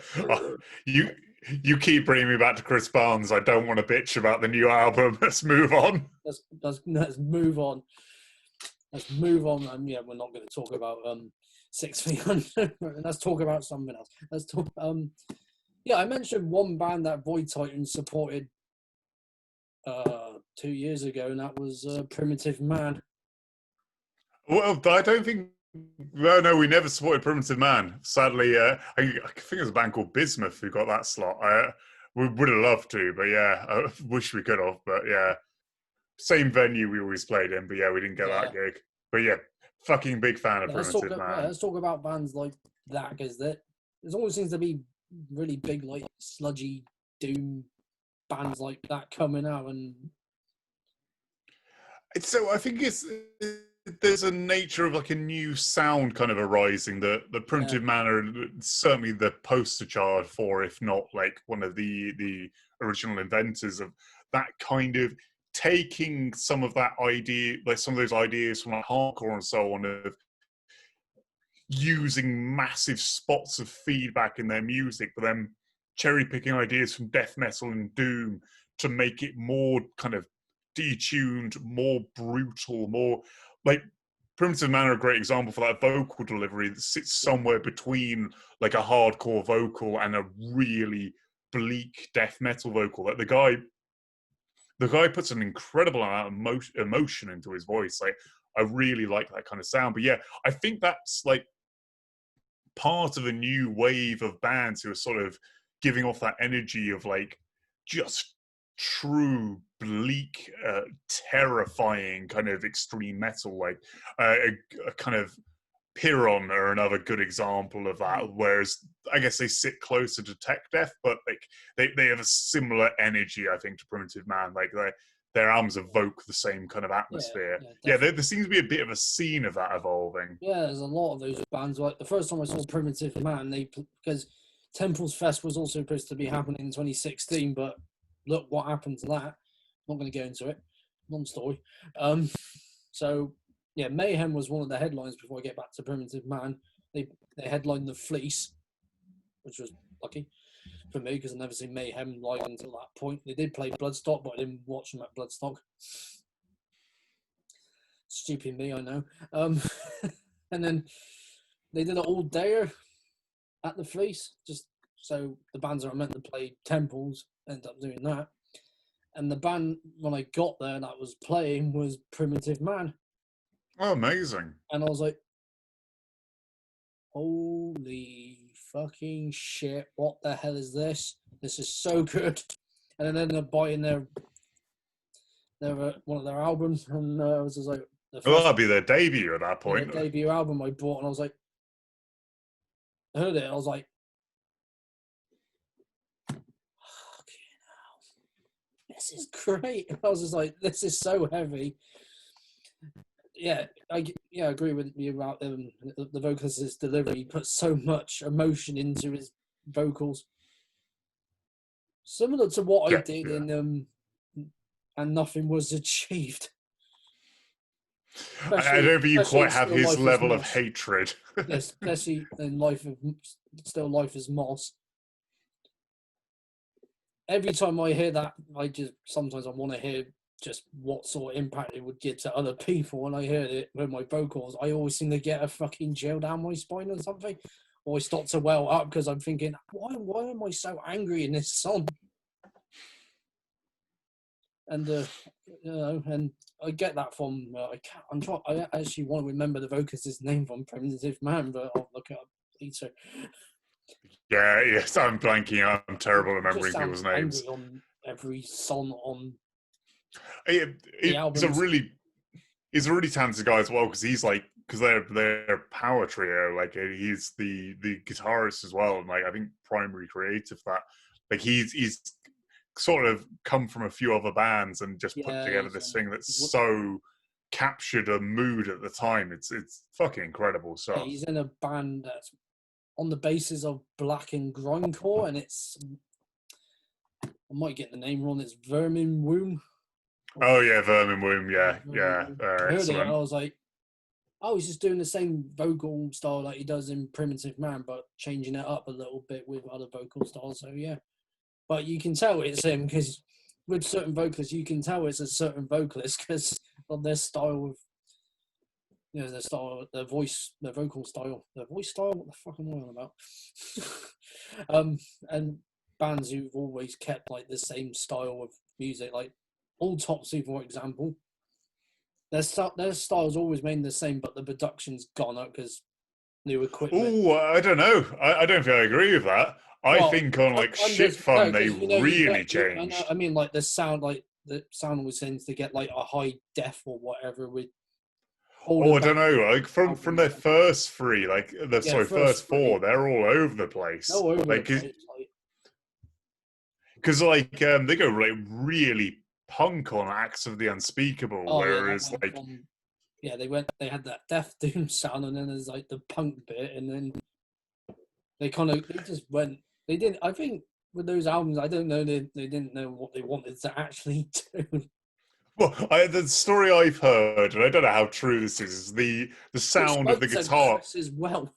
Oh, really? Did he give any clarity on this? I remember reading, I think it's from the extended booklet I've got of the first album, of the sound on the first album they could never reproduce because they got that tone by running a guitar through like a bass amp. And at the end of recording, the bass amp just died. And they're like, oh, well, Oh, I did that's talk that to him sound about done the whole point forever. of the recording process. Didn't even ask him how long did it take to record. He said 4 bloody days. Those guys sounded like they were really tight at that point in time. Really tight. I know it's a rough and ready album, Yeah, but like the sound on that album, the first album, you don't hear it on the other albums. They like the new. I mean, like albums that came out this like last decade or whatever. They don't have that same sort of what the Swedish guitar tone sounds like. yeah. They haven't kept it. So yeah, I can agree with you on that. That sound has not been reproduced. But in terms of like because every recording studio always seems to update their equipment, and then the sound seems to sound different because the equipment. I don't know. That's what I was getting at. Oh yeah, I see what you mean. That's what I was getting. That's what I was getting at. I mean, don't mean them trying to get the same sound they got on the first album. I mean, the equipment's changed, so the sound sort of changed to fit with what some bands are sounding like today. I don't know, but if they can reproduce the sound from the first album, great. But I don't think they can anymore. I think that sound is gone forever. I think that first album is an amazing like.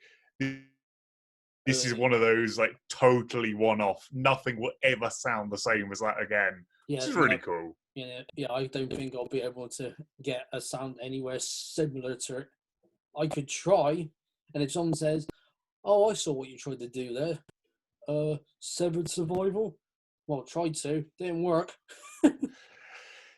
Yeah, but that's like a definite thing with the OSDM movement of just like it's never quite sounded the same because there's something. I guess a big part of it is the move from analog to digital recording. It's just things aren't going to be the same, and no one's going to go back to analog recording because it was a fucking nightmare. Yeah, I yeah. remember Just like get the I remember reading an interview with Opeth where they were talking about Still Life was I think the last album they did entirely analog.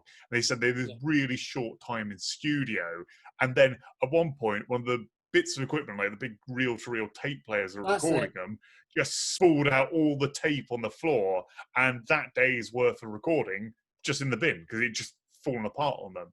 Like no one's ever going to go back to a No one's realm going where back to you analog. can't back up what you did. No one's going to do that. Well, that's how they had to do it because computers at the time couldn't bloody do it. Although, amazing fact I have recently is the first Hate Eternal album, and I can't believe this having heard it, is entirely analog recording. So Eric Rutan, like he's a big fan. Like he's a guy who's like recorded a lot of stuff now. Like he did Cannibal Corpse Kill, I think is his most notable. But like he's a big fan of some of the old stuff from analog and has bought like a load of what's his Morrisound guys. I've totally blanked his name. Scott Burns. Scott Burns. Bought a lot of Scott Burns equipment and it's got that in his studio. And yeah, the debut Hate Eternal album, which is like very early 2000s, was entirely analog, which for a modern tech deaf kind of album is fucking nuts. Yeah, because you would think that you would do it from a computer, but well, because you can't edit that stuff, so they must got to just have been like, and hopefully everything turns out as it turns out. Yeah, there is no kind of bringing stuff in line with the beat or like cutting together 4 takes to make a great song. It's like, nah, you pretty much got to go with what you played, so you better be good at playing this. Yeah, it's like, well, like nowadays, if you got like Logic Pro or Reaper or what's another big home recording software that you can use? I think Logic's the go-to, but like Pro Tools is that's what I got. That's what I got as well. And some things that I recorded, like some riffs, if I don't like it, I played the riff wrong. All you can do, you can just delete it and do it again. With analogging, you couldn't redo that. You had to try and nail it at first time, and hopefully you didn't fuck up once. Yeah. I think so. I had something similar to this the other week. So really sadly, Riley from Power Trip died not that long back, and a group of friends from to plug the podcast, I always plug Into the Combine is an amazing American metal podcast, and they have like a backstage lounge for their Patreon people, like people who've been supporting the podcast, and it's like the best forum I've found on the internet. But yeah, so a few of us from that forum got together off the back of that to record a cover of Executioner's Tax, and we did like videos to go along with it, so we could do a video thing. And that's the closest I've got to that, of like going like, right, now you're going to record digitally into your computer, but also visually you're going to be playing this. So you make a single mistake, you're starting again. So you're having to play through a song, also trying to look cool because you're on video. Yeah. And I know, and I definitely had a take where I fucked up the last note. And quite visually fucked up. I was like, back to the start. Back to the start. Like, yeah, so every time I fuck up with bass note in rehearsal, I'm like, or when I'm recording vocals, I decided to do that for a mate of mine's one-man band called the Black Hand and the North, and every time I heard some vocals and some takes I did, I was just like, I fucking hate that take. Get rid of it. Yeah, that's always going to happen. It's a difficult thing as a vocalist as well, because listening to your vocals back completely unmixed, like no reverb, just nothing on them, like completely dry vocals just sound like shit unless you're some kind of like absolute melodic genius doing clean vocals. And even then, like, it's a tough thing to do. Like, an unmixed vocal to hear back is hard. Yeah. I mean, how do you survive? Actually, you're now a guy who does YouTubing. How do you feel about your own voice when you hear it back just talking? It probably on my, well, me talking now, yeah, it sounds normal, but if on your end, it sounds high as fuck. It sounds high. Yeah, I'm It very doesn't lucky. sound like my voice in real life, and when I hear my vocal on the album, I'm like, still sounds high, but I think adding that reverb to my vocals and not it being dry helps. My vocals have to not be totally caked in reverb, just enough reverb so my actual voice doesn't come out. Oh, yeah, the vocals require reverb. That's just like a standard thing. Especially The funny like thing I sort had of when I band. first. Oh yeah, but the funny thing I had when I first started doing like death metal vocals that I don't know, it really amused me. Of like, I sort of had an idea in my head what it sounds like, because when you're making a noise, you can't quite tell what it is emanating from you because you got the reverberation in your own head. And I thought I enunciated. I heard my vocals back, and I was like, "Oh no, there is no enunciation in that whatsoever. That is just a horrible noise." Yeah. Yeah, that's one line. It's like, I didn't even enunciate. There's some, if you actually hear some lyrics from, I'm trying to think of a really great song where I fucked up saying the whole word in Bombarian Queen. The lyrics in that, like the first bit that I say is Emerald Sloth Goddess. I didn't actually say goddess, I said goddess. I was just like, oh, fuck's sake, how did I mess that up? I think we had a quite funny thing we were doing the first Void Time EP. Me and Rob on the last word of Harbinger both didn't do the end syllable of it. We do like a word together with screaming, and we just both like simultaneously missed off the end syllable because it sounded better not doing that. But the nicety of doing death metal vocals, you can kind of garble it a bit and no one will mind. Yeah, I think there was quite a few words that I just did not properly enunciate in some of the songs, and I'm just like, how did I not enunciate that properly? I'm just thinking to myself, you absolute bellend, why did you mess that up? But there's always room for improvement when I do it again. Yeah, exactly. You can't do it. Anyway, Jake, I've noticed this thing's been running for about 2 hours, so we should probably wrap this up. End it soon. So if people want to check out your podcast, so yeah, the podcast is Phil's Breakfast Metal, at Breakfast Metal on Twitter, Phil's Breakfast Metal, gmail.com, or Phil's Breakfast Metal on Facebook if you want to get in touch. Yeah, just look up Phil's Breakfast Metal. It's on all your good podcasting apps and so on. And yeah, like we've been running for quite a few years now. Like we're up to, I think the latest episode is 71. If you want to hear kind of more of the kind of in-depth deep dive on stuff, yeah, definitely something to check out. Definitely check out his podcast, which I will link in the description of this video, so people can just go click.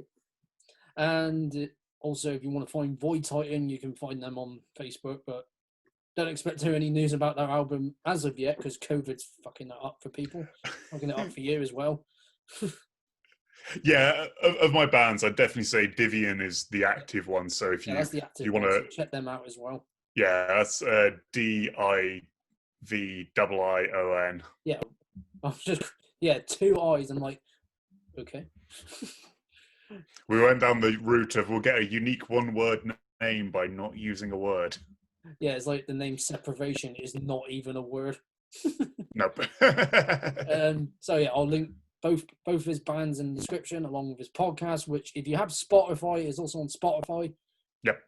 So if you're on the go somewhere, just type Phil's Breakfast Metal on Spotify, and you can listen to some very in-depth episodes of albums, bands, and just Phil and his deep voice. is because he has got a naturally deep voice, and I'm jealous of that when it comes to recording. Yeah, so yeah, this has been fun. We've been all over the place with topics. Yeah. It's been a really enjoyable chat. Thanks a lot for having me on, Jake. Yeah, definitely. Thank you for coming on, and because I was worried, like, am I going to get Phil at any point? Because he's been busy a lot. And it's like, I want to talk to Phil. I haven't seen Phil in months. It's like, and here he is, and I'm happy because I love this man. Oh, thanks a lot. Yeah, it's fantastic to speak to you as well. Yeah, it's been way too long. Yeah, it's been Anyway, too long. I am miss busting everyone. for a piss, so I've got to make a move. Right. Really So great to speak to you. much. Thanks so much for having me, Jake. Yeah, thank you very much, Phil, and I'll hopefully get you back for another episode, maybe with some other guests that I've had previously, and then we just have one big discussion. Sounds good. I'll sort it All out. right. I'll speak to you soon then. Yeah, see you later. There, man. Right. Thank you for tuning in. It's probably gone over 2 hours now.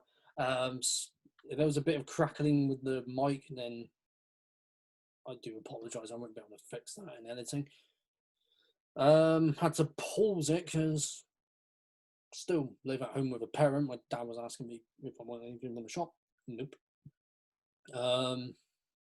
Love talking with Phil because he's very knowledgeable about music, especially when it comes to like underground death metal bands and stuff.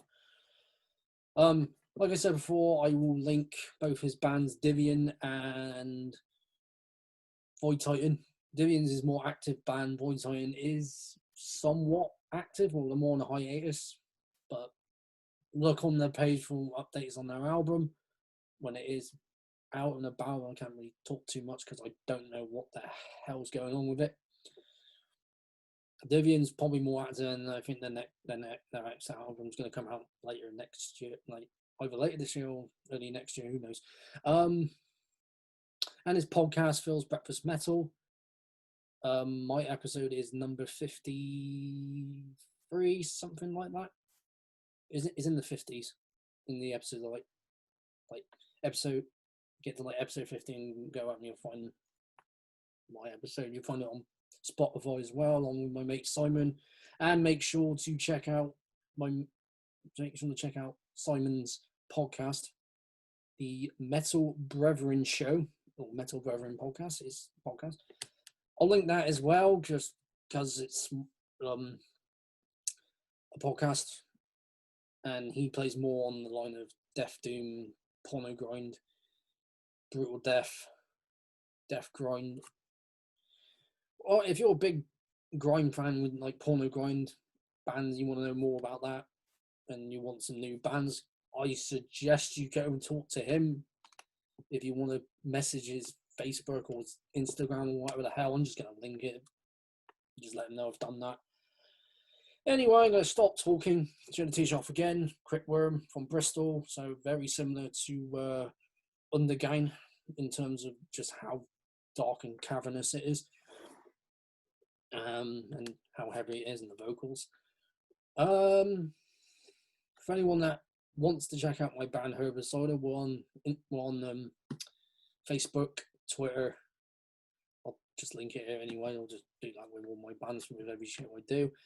We're on Spotify. The more people that listen to us on Spotify, brilliant. And you can buy our album from our Bandcamp, which hopefully I'll try and sort some CDs out, but I'm not sure where to go for that. So if anyone can, actually no, let's scrap that. I'm just going to ask people where I can get CDs made. Anyway, thank you for tuning in. I will stop talking now because I need to watch the rest of Friday the 13th part 3 and then get on to part 4 before a live stream of one of my favourite recent folk bands, Ye Banished Privateers, all the way from Sweden. Great stuff.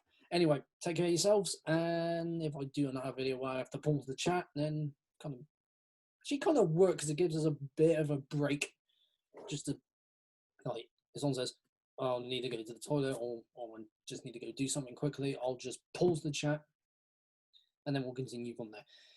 So, see you later, guys, and take care of yourselves. Have a good evening, morning, afternoon, wherever you're from, and stay safe.